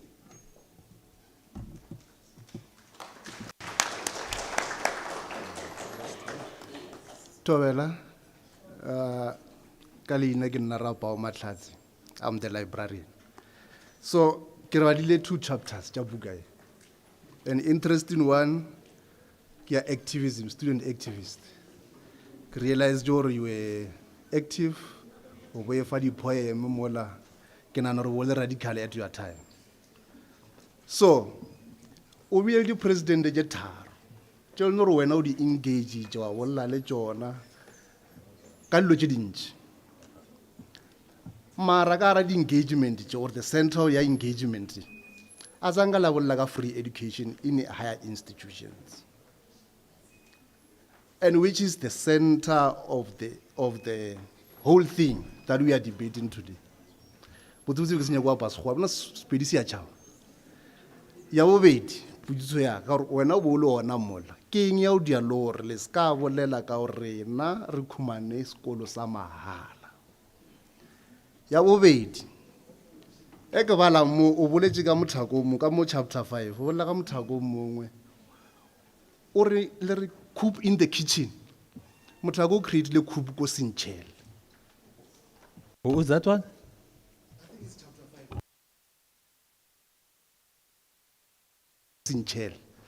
In chapter 5 of this book. But I didn't want to engage much on that because no, the period in what and it's worrying me. Because overall, Otagani Kotsi and Kotsi Ubujil is sensitive. Or Mangoka Okatilia Marats or in the struggle go no go. And it's very painful to hear that from someone who experienced that. So, but I don't want to dwell much on that. But I believe the secret jam food from Musala to know it way. The senior Roboja John, so that Rokuisha history are now young, less a Roboch. But irregularly and will is very close to my heart. Really well on one lady book. Kai Gilna library, and well on one lady book. Mar, but Tata or Wolubon. Government ya ne ya rena e tswalela di library all over South Africa. Ka re library jela a ona le dibuka tša Sepedi tša go bolela ka rena. Librarianship today is not yet recognized like education or le ska tsentšha ma comrade back door. Cause le tsentšha ma comrade back door bana ba rena ba badile ke di librarian le di librarian tša matric fela mola batho ba ene di degree. So my question is to you, if you were the president, what were you going to do about the situation?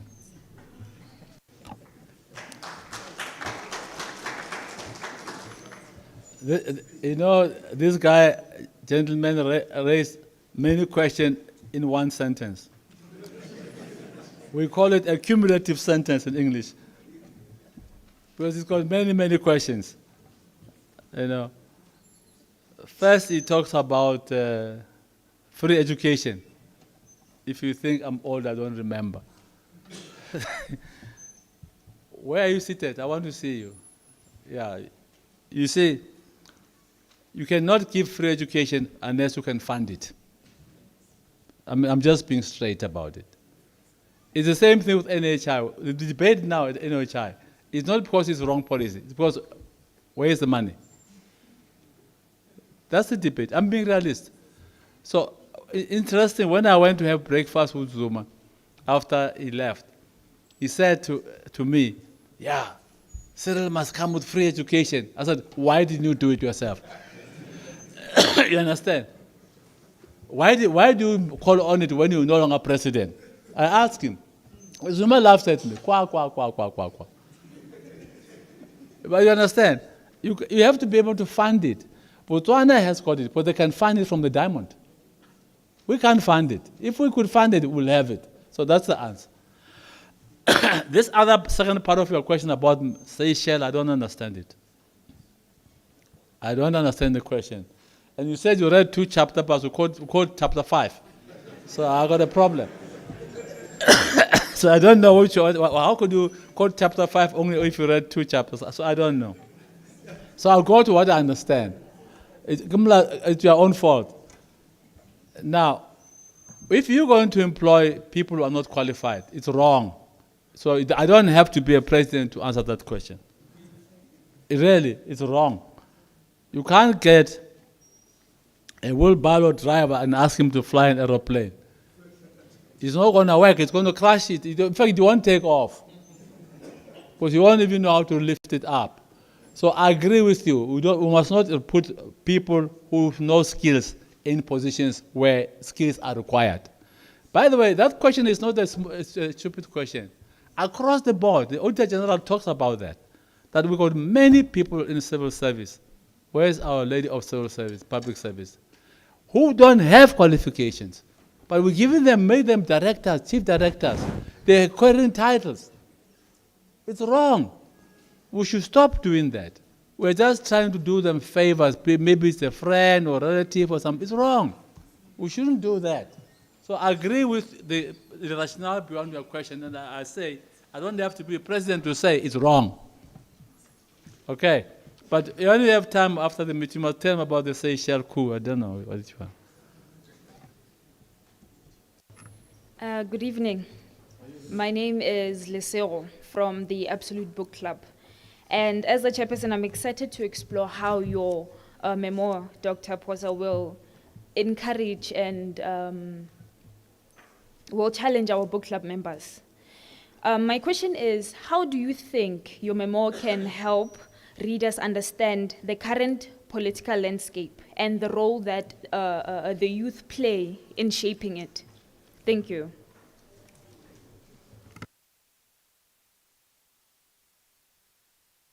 Very important question. You know, senior editors of newspapers were telling me that, you know, we were writing about this and that, but because we did not know what you now are writing, we wrote wrong stories.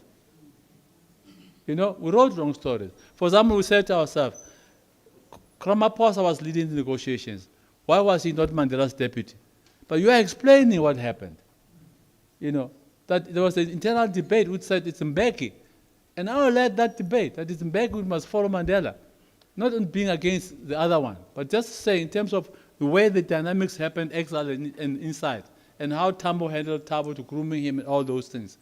It will stabilize and keep the unity if Thabo was the deputy. And that's what happened. But they did not know, but they were not inside.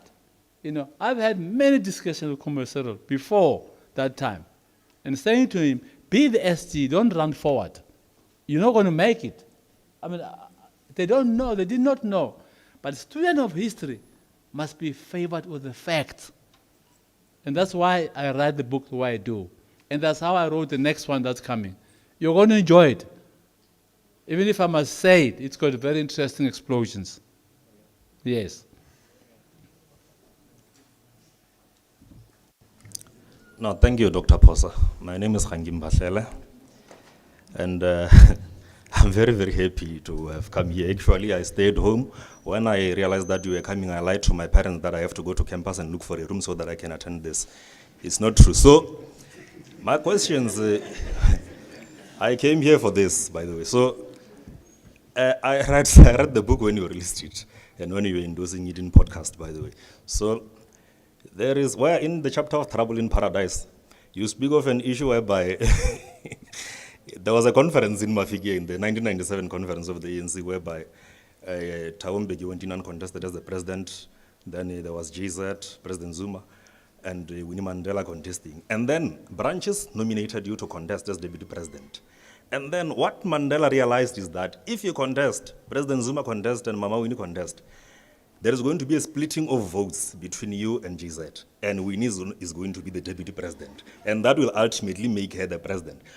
So you portray Madiba as this glorified man, but this is someone who paged Winnie to the end, to the point whereby he even campaigned against her becoming the deputy president of the ANC. Why is that happening? Number two, in this podcast that you speak about, you mention how much of friends you were with Colonel Gaddafi. So, as an honest man, that's what I like your politics. You are an honest man.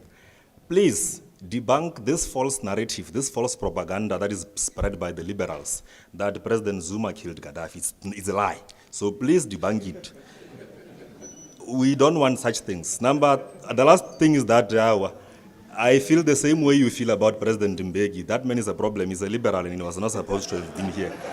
Lastly, the Vice Chancellor, please remain consistent and buy our book club some books, few copies. Thank you very much. My only worry is that you lied to your parents tonight. And please don't do it again. Let me put the facts straight here. Yes, the Youth League nominated me to be the deputy president right? But I didn't want to be deputy president. Again, for the same reason of saying to Comrade cool down. I felt I'm young. I should make room for Comrade Thabo and Comrade Zuma. I felt that. But then we had a meeting in Cape Town, right? Comrade Thabo, Zuma was not there. Underline that. Mudise, Pahat, Mavimbela, Nachitenza. We said, but Thabo is going to be the president now. Who must be his deputy? We asked ourselves, we're a caucus. And we agreed that no, JZ must be his deputy, right? So we agreed. So the problem is that a week later, for reasons which I don't understand, Mandela calls me, right? Mpumalanga had already voted, Pax Mankatlan, remember him? All of them. Mathews Phosa must be the deputy president. The Youth League supported me to be deputy, but I said, no, I'm young. I don't want to be. Mandela calls me, says, Comrade Mathews, understand you want to be deputy president. Exactly the thing I didn't want to be. Then I tell him about the meeting in Cape Town. I said, who told you? He said, Thabo told me. I said, that can't be true. But he chaired the meeting where we agreed that Zuma should be the deputy president to him, right? So he said, no, but this is funny. He phones Thabo, he says, I'm here with Comrade Mathews. He's saying something different from what you said. So I suggest that you and JZ meet him on Sunday and clear this matter. I'm telling you, that's what happened. Comrade Thabo and Zuma cannot dispute this, it's true. But in the same meeting, he said to me, what do you think about Nomzamo? I said, what about her? He said, no, she's going to stand. I said, Comrade President, you want to know? She will stand. She's going to stand in that conference. And indeed, in that conference, Winnie stood. But she didn't make a floor nomination. So please, it's not Mandela who stopped there. She did not qualify the 1/3 which we needed on the floor. All of you were there, know that. So it's not Mandela who stopped winning. No, it's not true. So we go to the conference. No, Sunday comes. I meet Comrade Thabo and Comrade Zuma. Mandela phones when we were sitting there. Are you guys chaps meeting? Yeah, we're meeting, Comrade President. But I then said, Comrade Zuma, Comrade Thabo, talking to Comrade Mandela.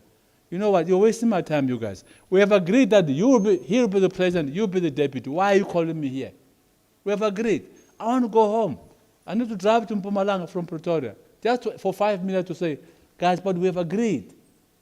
Then I left them together, I left. Then that agreement was fulfilled. One was president. I refused to be deputy president. But the youth supported me. If I was hungry for power, I would have taken that. I didn't. So the other, what is that part of your question? Gaddafi was my uncle, let me tell you. Yes. Yes, Gaddafi, I worked with him like an uncle. Right? Let's not distort history. Until the last moments in his life, I was working with Gaddafi. Right?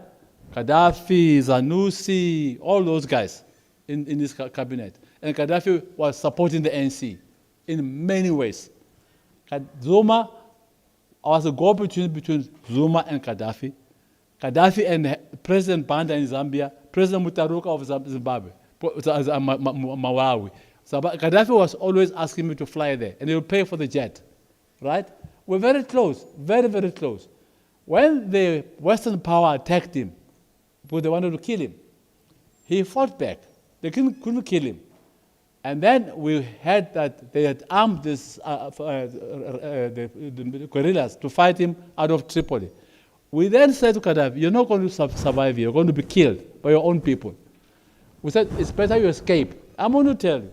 So the president of Niger, Yusufu, let me tell you, I funded him to be president. Right? As part of the political influence which we were having in the continent. I said, Yusuf, it's time to pay back. The payback is to receive Gaddafi and his family in N'Djamena. Receive them so that we save their lives. Who was talking to me? Zuma talked to Yusuf. So how can Zuma talk to Yusuf to save Gaddafi and then kill him? It doesn't make sense. It's not true. It's not historically true. And of course, the children of Gaddafi came down south. They went to N'Djamena. Assad was there with the camel and horses and everything. Saif was arrested by the Tuareg, they cut his fingers because they wanted the money. Gaddafi went to Sirte, which is where they came from. That's where they found him, they killed him. It's not Zuma who kills Gaddafi. Please, let's put history straight.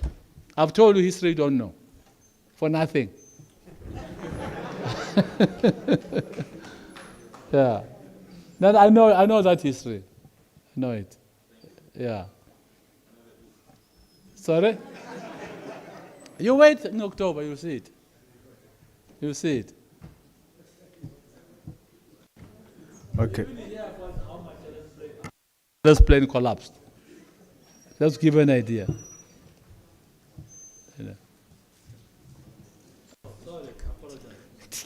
Toe, lega, ro, ke morore kwa ga Sekhukhune, ke hlabirwa molopo.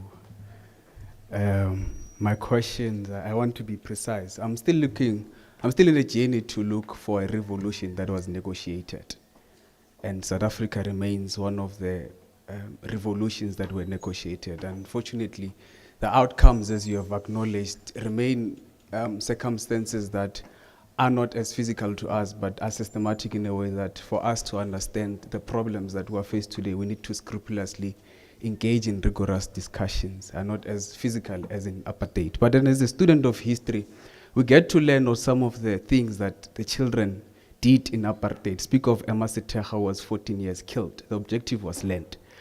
Sir, you speak about the national interest. My question is it the national interest of Mandela of peace, or is it the national interest of me, who's Emma Seteja in 1984 or 80, whose the objective is land and we're going to fight and die for land? Thank you.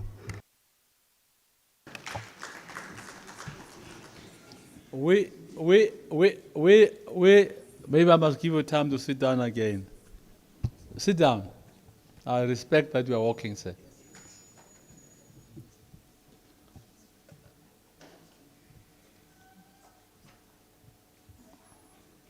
There are many Emma Setejas in this country. Many. Under different circumstances. And the whole struggle against apartheid was to stop the killing of those Emma Setejas and to liberate our people, to give us a vote we did not have. Some of us stood for many years behind an AK-47, and we don't romanticize about it. We carried it. I escaped 5 deaths on my life. 5. I could have been an Emma Seteja in exile. I can see what did it wrong. So I don't speak lightly about fighting for national interest. I know what it is. But there's never been national interest of Mandela. No one characterized our struggle as such, because it's a vulgarization of the struggle. Mandela was a leader at a particular time in history. And let me tell you, and I want to shock you now, no constitution is perfect in the world. Ours is not perfect. It is for this generation to say what they want to change in this constitution to achieve their objectives. It is for this generation to decide. You can throw stones, but you won't change nothing. But if you go into the situation where you can change this constitution and define the national interest where you want to define it, go in and shift the frontier of the future the way it suits you. No constitution is made in iron and steel. That's my answer to you.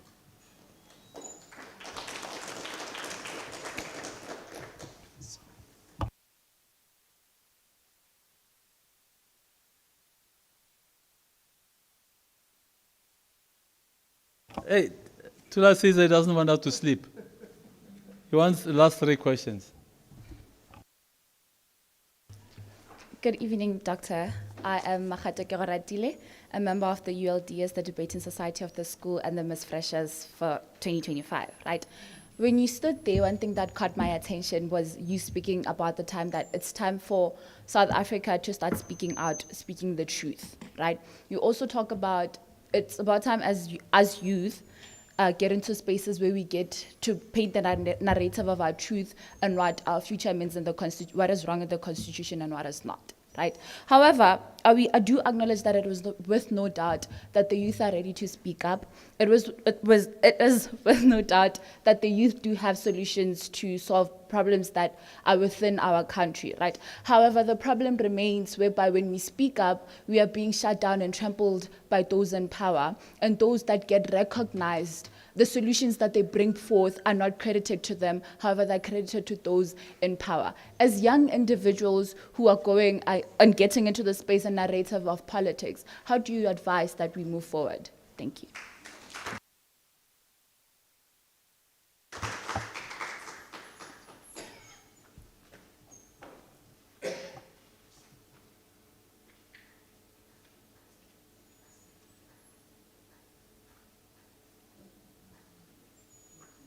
There's a youth league somewhere here. I think if you continue to listen to me, you realize I'm a champion of freedom of speech. Because I gave you the example of Rosa Luxemburg, the lady who was saying to Lenin, democracy and freedom of speech means you must defend my right to differ from you. Now, if someone wants to shut you down, it's wrong. It's not correct. It must not happen. I was one of those people, and I can send you a clip, who was involved in talking to the fees must fall students at VETS. So I'm not theorizing. I addressed them in a hall like this and gave them the history of student resistance and giving example of what solution there could be. I think we should never silence the new voices, because it's these new voices which will deal with the new future. So I think we must encourage freedom of speech and not intimidate speech, freedom of, whether it's the youth or anyone. Let people speak their mind. I said to you, I wrote what I believe in. Please write what you believe in. If you differ from me, you are my hero or you are my heroine. You're not my enemy. I love you to differ from me. But you must be on the basis of facts, not telling me that Zuma killed Gaddafi.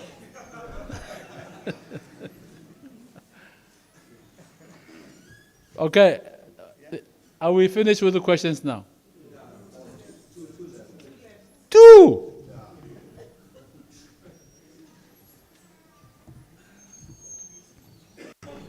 Oh, thank you very much. My name is Tapelo Neongwani.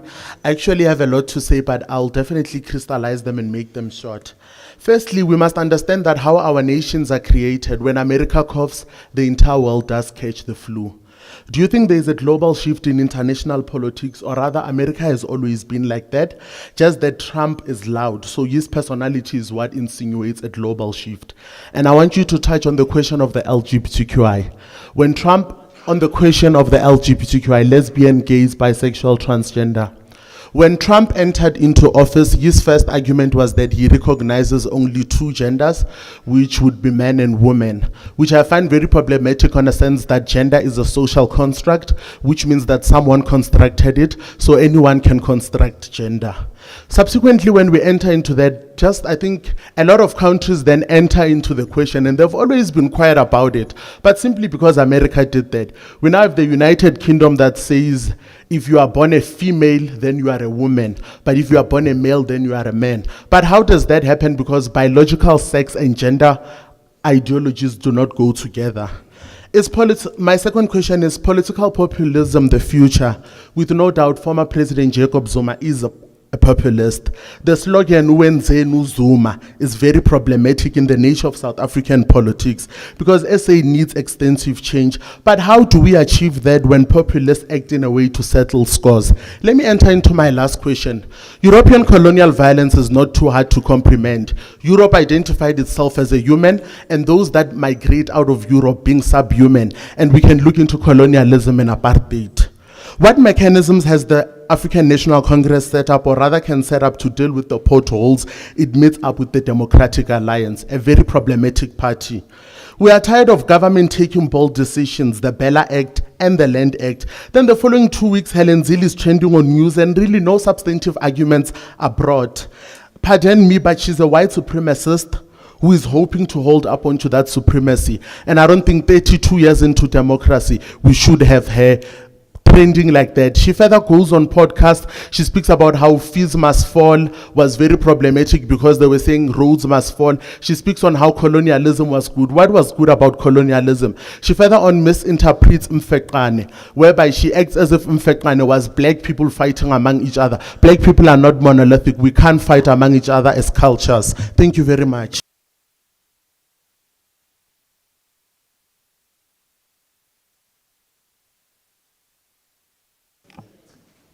The international situation, which is now all of a sudden being made very tense by Mr. Trump, and I think I spoke on this, is such that, one, Trump is not winning in America. He's not. There's a movement against Trump in America. And if you follow American history, if Trump is not careful, he will be impeached as a president. He must be very careful, because it's expensive for America what he's coming forward with. And his friend Elon Musk has now withdrawn from national government now. Why? His company lost 71% share price value. You realize that? He lost value. People started to pinch him with his electric cars and everything. Now China, please, don't underestimate China. Don't even underestimate China. You do it at your own risk. And I think we'll all wake up to realize China is not something to play with. They are stronger economically. They are far advanced scientifically. Don't underestimate China. And Trump is beginning to have many pauses and pauses, because you can see the Russian bear is not giving in. The Chinese dragon is not giving in.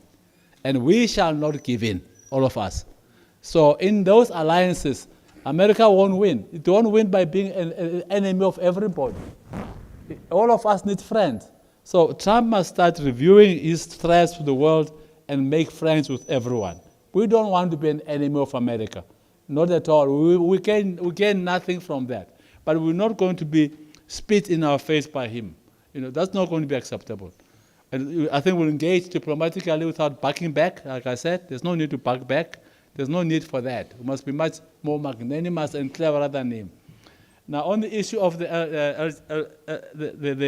LGBs, if you look at the history of the ANC, when we came back from exile, there was a concern about the groupings as to what is ANC policy. Who was the first one to say the ANC support freedom of whatever, right? It was me, because I was heading the legal department of the ANC. I pronounced on behalf of the ANC, so relax about that. We will not take our cue from Trump on that issue. We have long consolidated it and settled it in the law. Everyone is entitled to be what they want to be or what they are. So we're not going to interfere. Now, the last part of your question was becoming more like another speech which I gave. So, so I need to decipher it, if you don't mind. I'll allow you to speak. But what is the third part of your question?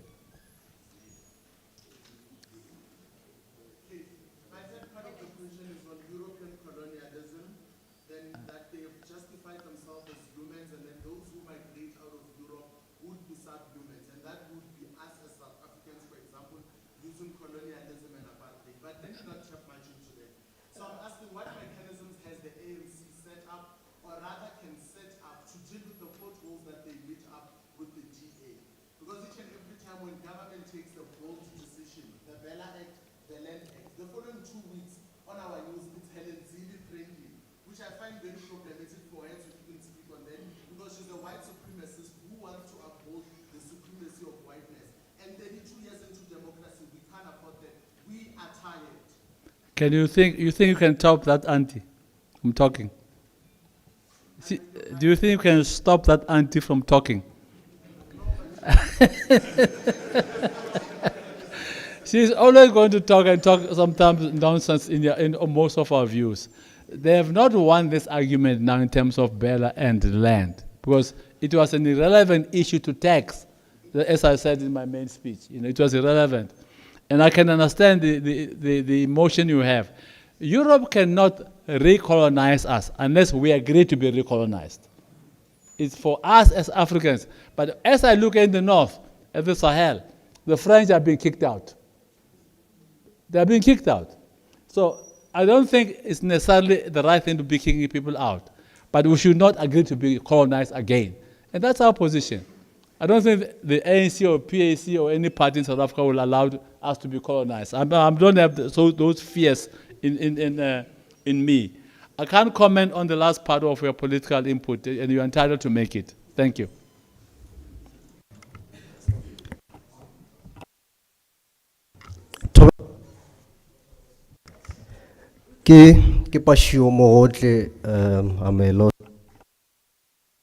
Now, I was unfortunate not to get a copy of your book, but then I managed to get a preview from Google, which is just a limited few pages. And in the preface of your book there, you are outlining how you witnessed power, you know, from starting from the first president to the current president. And you talk about the corruption, you know, all the structural changes of the power. But one thing, because I said I didn't read, maybe you mentioned it, but one thing that I found missing is the 2012 and the 2017, whereby I think you should have mentioned as well that you also had some desires to hold power by your hands. In 2012, that is the evidence when you contested for the deputy of the ANC. Again, in 2017, you contested for the leadership of the ANC, which you lost in both conferences. And should you have won the 2017 conference, I understand you will be the president of South Africa today. Now, my question is, what would you say we have missed in you not winning that conference? And more especially in terms of when you look at the policy position of South Africa with regard to the issue of Israel and Gaza there, would you maintain the same position where we are? Because I heard the other journalists, political analysts saying South Africa made a mistake by taking Israel to ICJ. What would you have done? And lastly, in terms of the domestic problems of South Africa, the triangle problem of unemployment, inequality, and poverty, where would we be in your leadership so that we can kick ourselves knowing that we have missed the president that we were supposed to have? Thank you.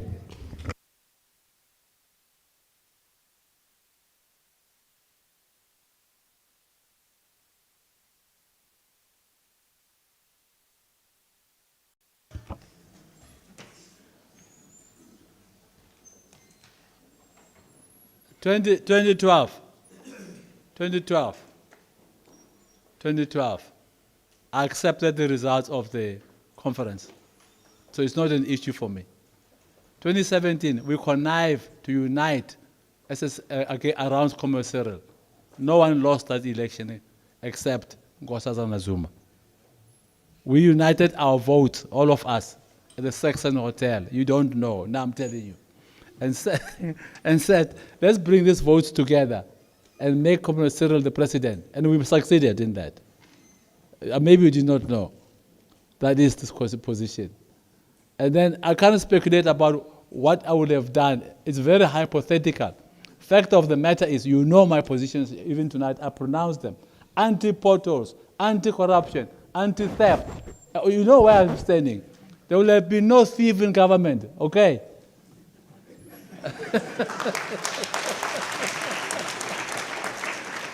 And then in conclusion, I'll say what I said in my speech. Only the truth will set us free, like the Bible says. As a Christian, I say to you, the truth will set us free. Lies will make us prisoners. Thank you.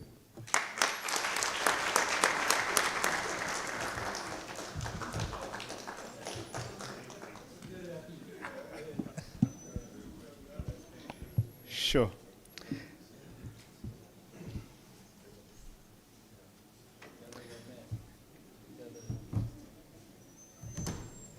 Thank you so much, Dr. Phosa, and thank you everyone in the room for your participation. I think if we needed a reminder why this university is the bastion that it is and has always been, tonight was that reminder, and the energy continues to be the same, the levels of engagement. And I do believe, Dr. Phosa, you were pulled in many directions and challenged to really grapple with some of these issues. We are approaching the end of our program this evening. Thank you so much for your cooperation and your participation up to this point. We are going to call on MEC Jerry Masego, who's the MEC for Sports, Arts and Culture in this province, to just come and say congratulatory words on behalf of the government of Limpopo. MEC, please come through. Thanks very much, weSizwe. There is wisdom in this veteran of the movement. And allow me to recognize all the veterans of the liberation struggle, because it is through you that we found ourselves under this roof today. Your contribution to the liberation of the country cannot be measured. On behalf of government, thanks very much. Let me write on the protocol that has already been observed. Comrade Phosa, when the young people were engaging yourself here, I was a bit convinced that the future of this country will remain intact. I was listening to young people who raise very robust and critical questions. And such questions emanate from an understanding of your presentation, but also the capacity to scan the political environment in the country and globally.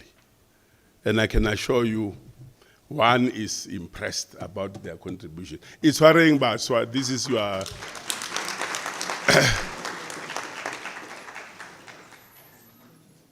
this is your time. It's very much important. I wish there were a lot of them in this hall so that they begin to understand the history of the liberation, but also their role in making sure that they protect this freedom. Today we gather here at the University of Limpopo, a cradle of intellectual pursuit, to celebrate not just the launch of the book, but the unveiling of a narrative that is personal and profoundly national. Mathews Phosa, Witness of Power, is an autobiography that transcends the individual, offering us a window into the soul of a nation in various stages of transition. Autobiographies hold a unique place in the literary and historical canon.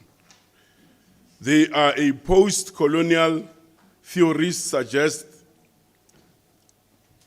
act of reclamation tools through which individuals assert their agency, their protest, the erasures of the past, and inscribe their names indelibly into the annals of history. Like you have correctly said, Comrade Mateo, that let's continue to write books. Let's narrate the story of the liberation in the country so that the future generation must be able to know where we come from as a country, and then they will be able to determine the future of the country. As government, in support of authors in the province, we have committed ourselves to create a database where our authors will be afforded an opportunity to come and participate in the supply of this type of books to all the libraries in the province, so that we create an environment for our young people to access these types of books, Comrade Matthew, in our libraries. We are very clear and we are really resolute. And we feel that is the only way that we can support our people. We have got a number of books that have been written by our stalwarts. Last month, we were launching the book at the Lion of the North, written by Comrade Castro Nchaveleng, the son to Peter Nchaveleng. And there are a number of authors that are writing books, and it's important as government to make sure that we create that platform for them to supply our libraries without fear or favor. So, and on behalf of the government of Limpopo, we will continue to collaborate with our authors. We'll continue to engage you. We'll continue to support you. Our offices are open. Let's continue to engage. But one thing that I want to assure our young people, particularly with regard to that one who was raising a question about librarians who has got no capacity. Let me assure you that our e-recruitment process is now very clear. You can't go through that needle if you don't have the necessary qualifications. And we are making it possible that each and every librarian with the necessary skills and qualifications must be given an opportunity to render that critical service as opposed to people with no qualifications. Then on behalf of government, let me take this opportunity and thank yourself, our veteran, for having initiated this launch, and will continue to support some of you who are writing such type of books. And thanks very much, Program Director. We don't have time. Thanks.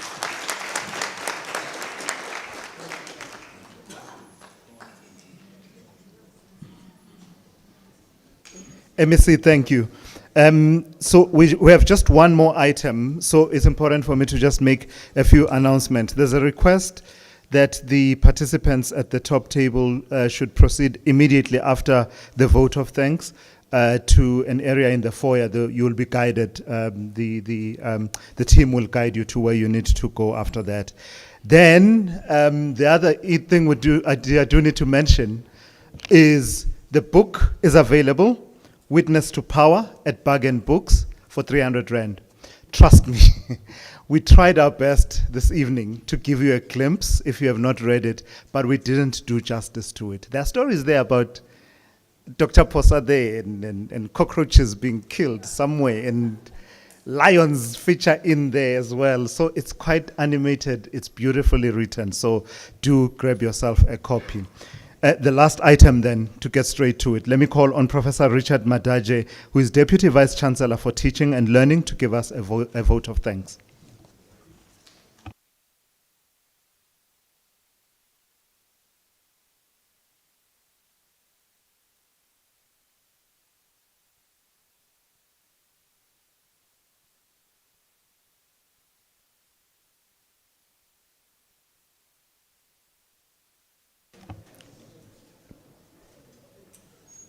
Program Director, Mr. Simelane. And I know we don't have much time, so I will simply say all protocol observed as it has already been established, but it's only proper that we deliver a vote of thanks as far as the presentation is concerned. And of course, our gratitude in this area goes to the Vice Chancellor, Professor Mokhalong, for his visionary and sagacious leadership. He is also one of the hardest working VCs that you'll ever come across.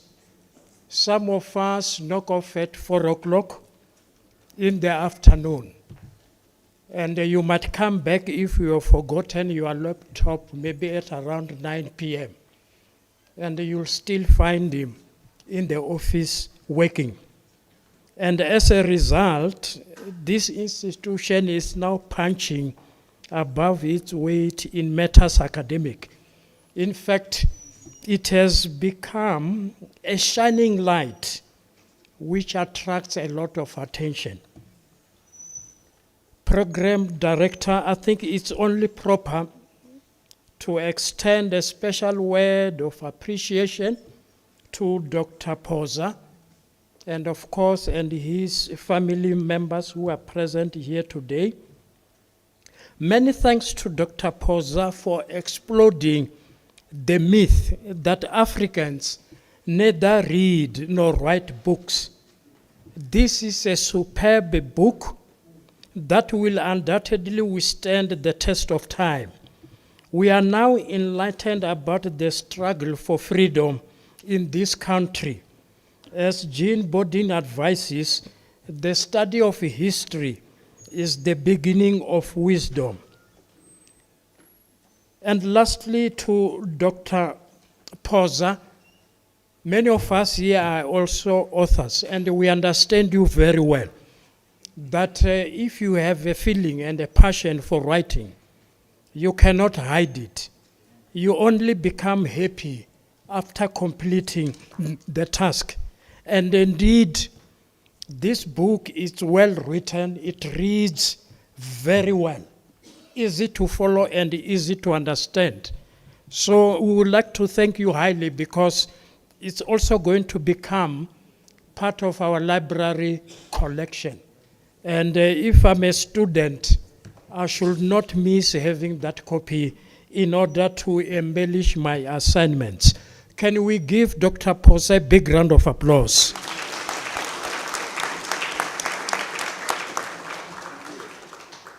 Our thanks are also due to all the presenters for today. And in this regard, we would like to thank Professor Mutiba, the DVC for Research, Innovation and Partnerships, for your welcoming address, Dr. Mangena, who spoke about their interaction with Dr. Phosa, and we learned a lot, especially that we, as blacks, must not be afraid of books. We must also start to write. And that is a crucial message, I think, to all of us to follow. And of course, we also like to thank Ntate Nkwana for giving us a background about the life of Dr. Phosa. Sorry, my apologies. In an African context, a family that does not host visitors regularly is not a family in the true sense. It is for this reason that we would like to thank all the guests for having supported this function tonight. In these instances, we have honorable justices in the name of Justice Makgoba, Justice Mojapilu, Justice Patudi, Justice Likhodi. It strengthens the fact that indeed we are a shining light. We'll also like to thank MECs in our presence today. I saw MEC Lirule Ramakhanya coming in, and she's seated there in front, and many others that I may not have recognized by name. But we thank you very much for your support and presence. And of course, current and former national ministers in their various capacities, members of parliament who are present today, and members of provincial legislatures, Dr. Maja, our alumnus as well, and his family, members of the clergy, all of them, and the delegations from sister universities, and of course, the school where some students are undertaking their studies being supported by Dr. Phosa. We'd also like to thank all the current and former members of council, Advocate Bongo, amongst ourselves here, alumni and convocation association members, members of executive management of this university in their various capacities, academics, support staff, and of course a critical component of our citizenry, students who posed intelligent questions, and we were highly proud of them, that indeed this is a quality institution. That is why the questions from them were also of great quality. And also guests from all corners of the country for having graced this occasion. As Sartori recommends, individually we are one drop, but together we are an ocean. Thanks are also due to Mr. Victor Homieswana and his capable colleagues from marketing and communication, the local and national media, our social media staff. They deserve our thanks for a job well done. Well, and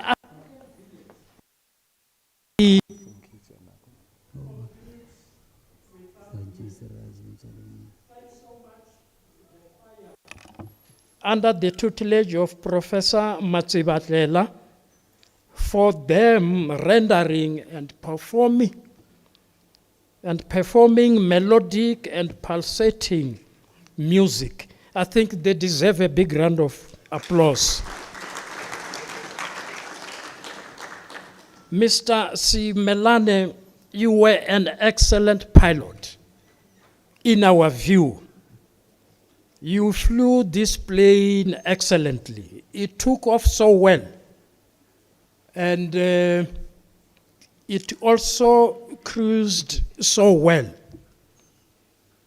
Some of us maybe were afraid that we were not going to land safely, but our fears were unfounded. It landed so safely that there's nothing else to do but to thank you highly and also give you a big round of applause. Ladies and gentlemen, don't worry, I'm almost done. By saying we thank everybody. We might not have mentioned you by name, but to us as this institution, and even on behalf of Dr. Phosa, you do matter a lot. We don't take your presence for granted. Therefore, ladies and gentlemen, enjoy the rest of the night. I thank you. Thank you so much, Prof. The reason I'm rushing is that I was derelict in not mentioning that at the end of the vote of thanks, we'll be calling upon the VC to just come up to present the little tokens of appreciation that we have for our guest of honor this evening. If it's at all possible, could I ambush the choir one more time? I promise I'll do better next time.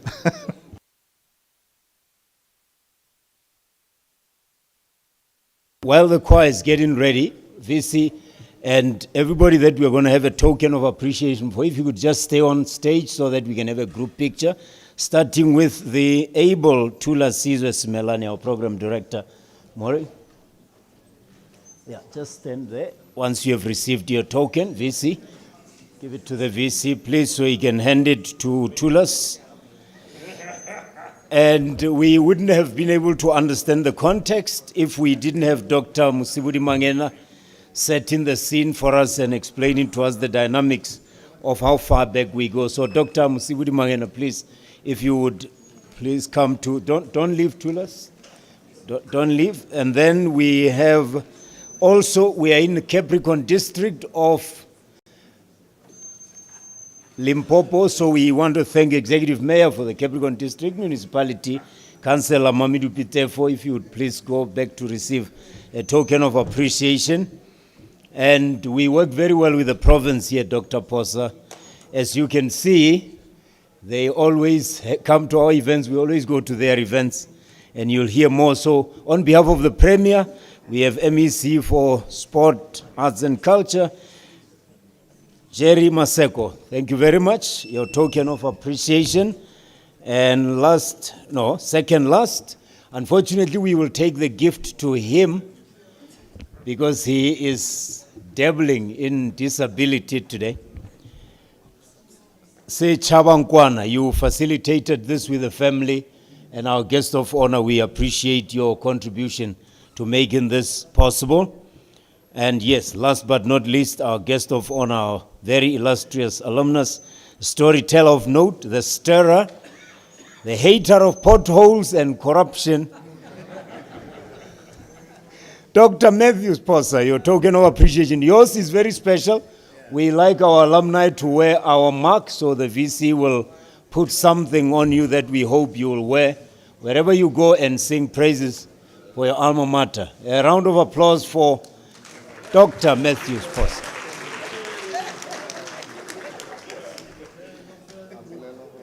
Yes, we like to do that.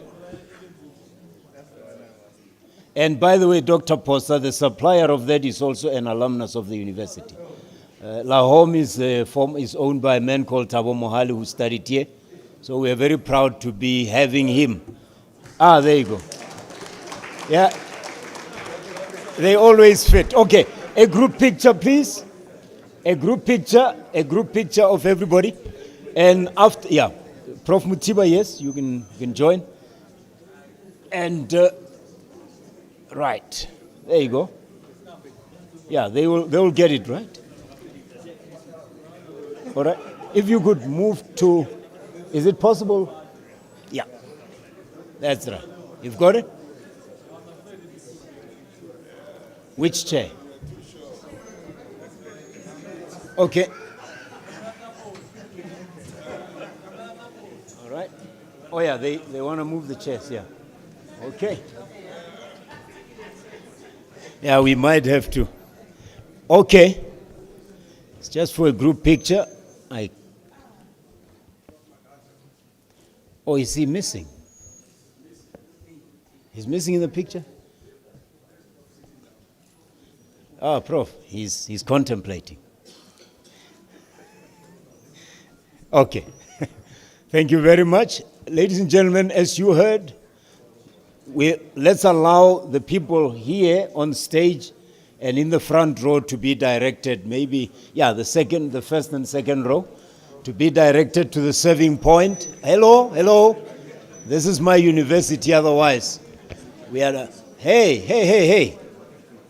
Let's please remember that. Let's not crowd the exit. Let's have the people up here on stage go through, and then the first row and the second row, then we will be fine. Thank you very much. Good night.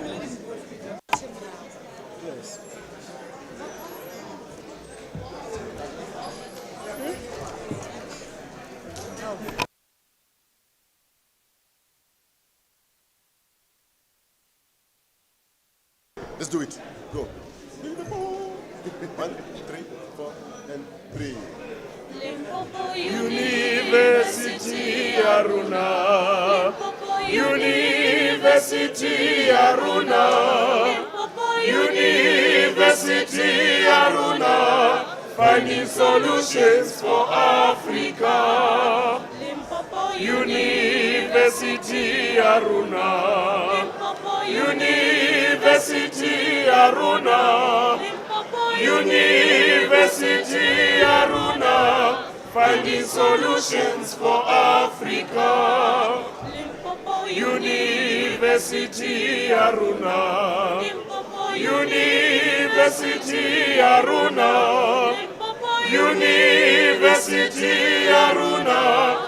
Finding solutions for Africa. University Aruna. University Aruna. University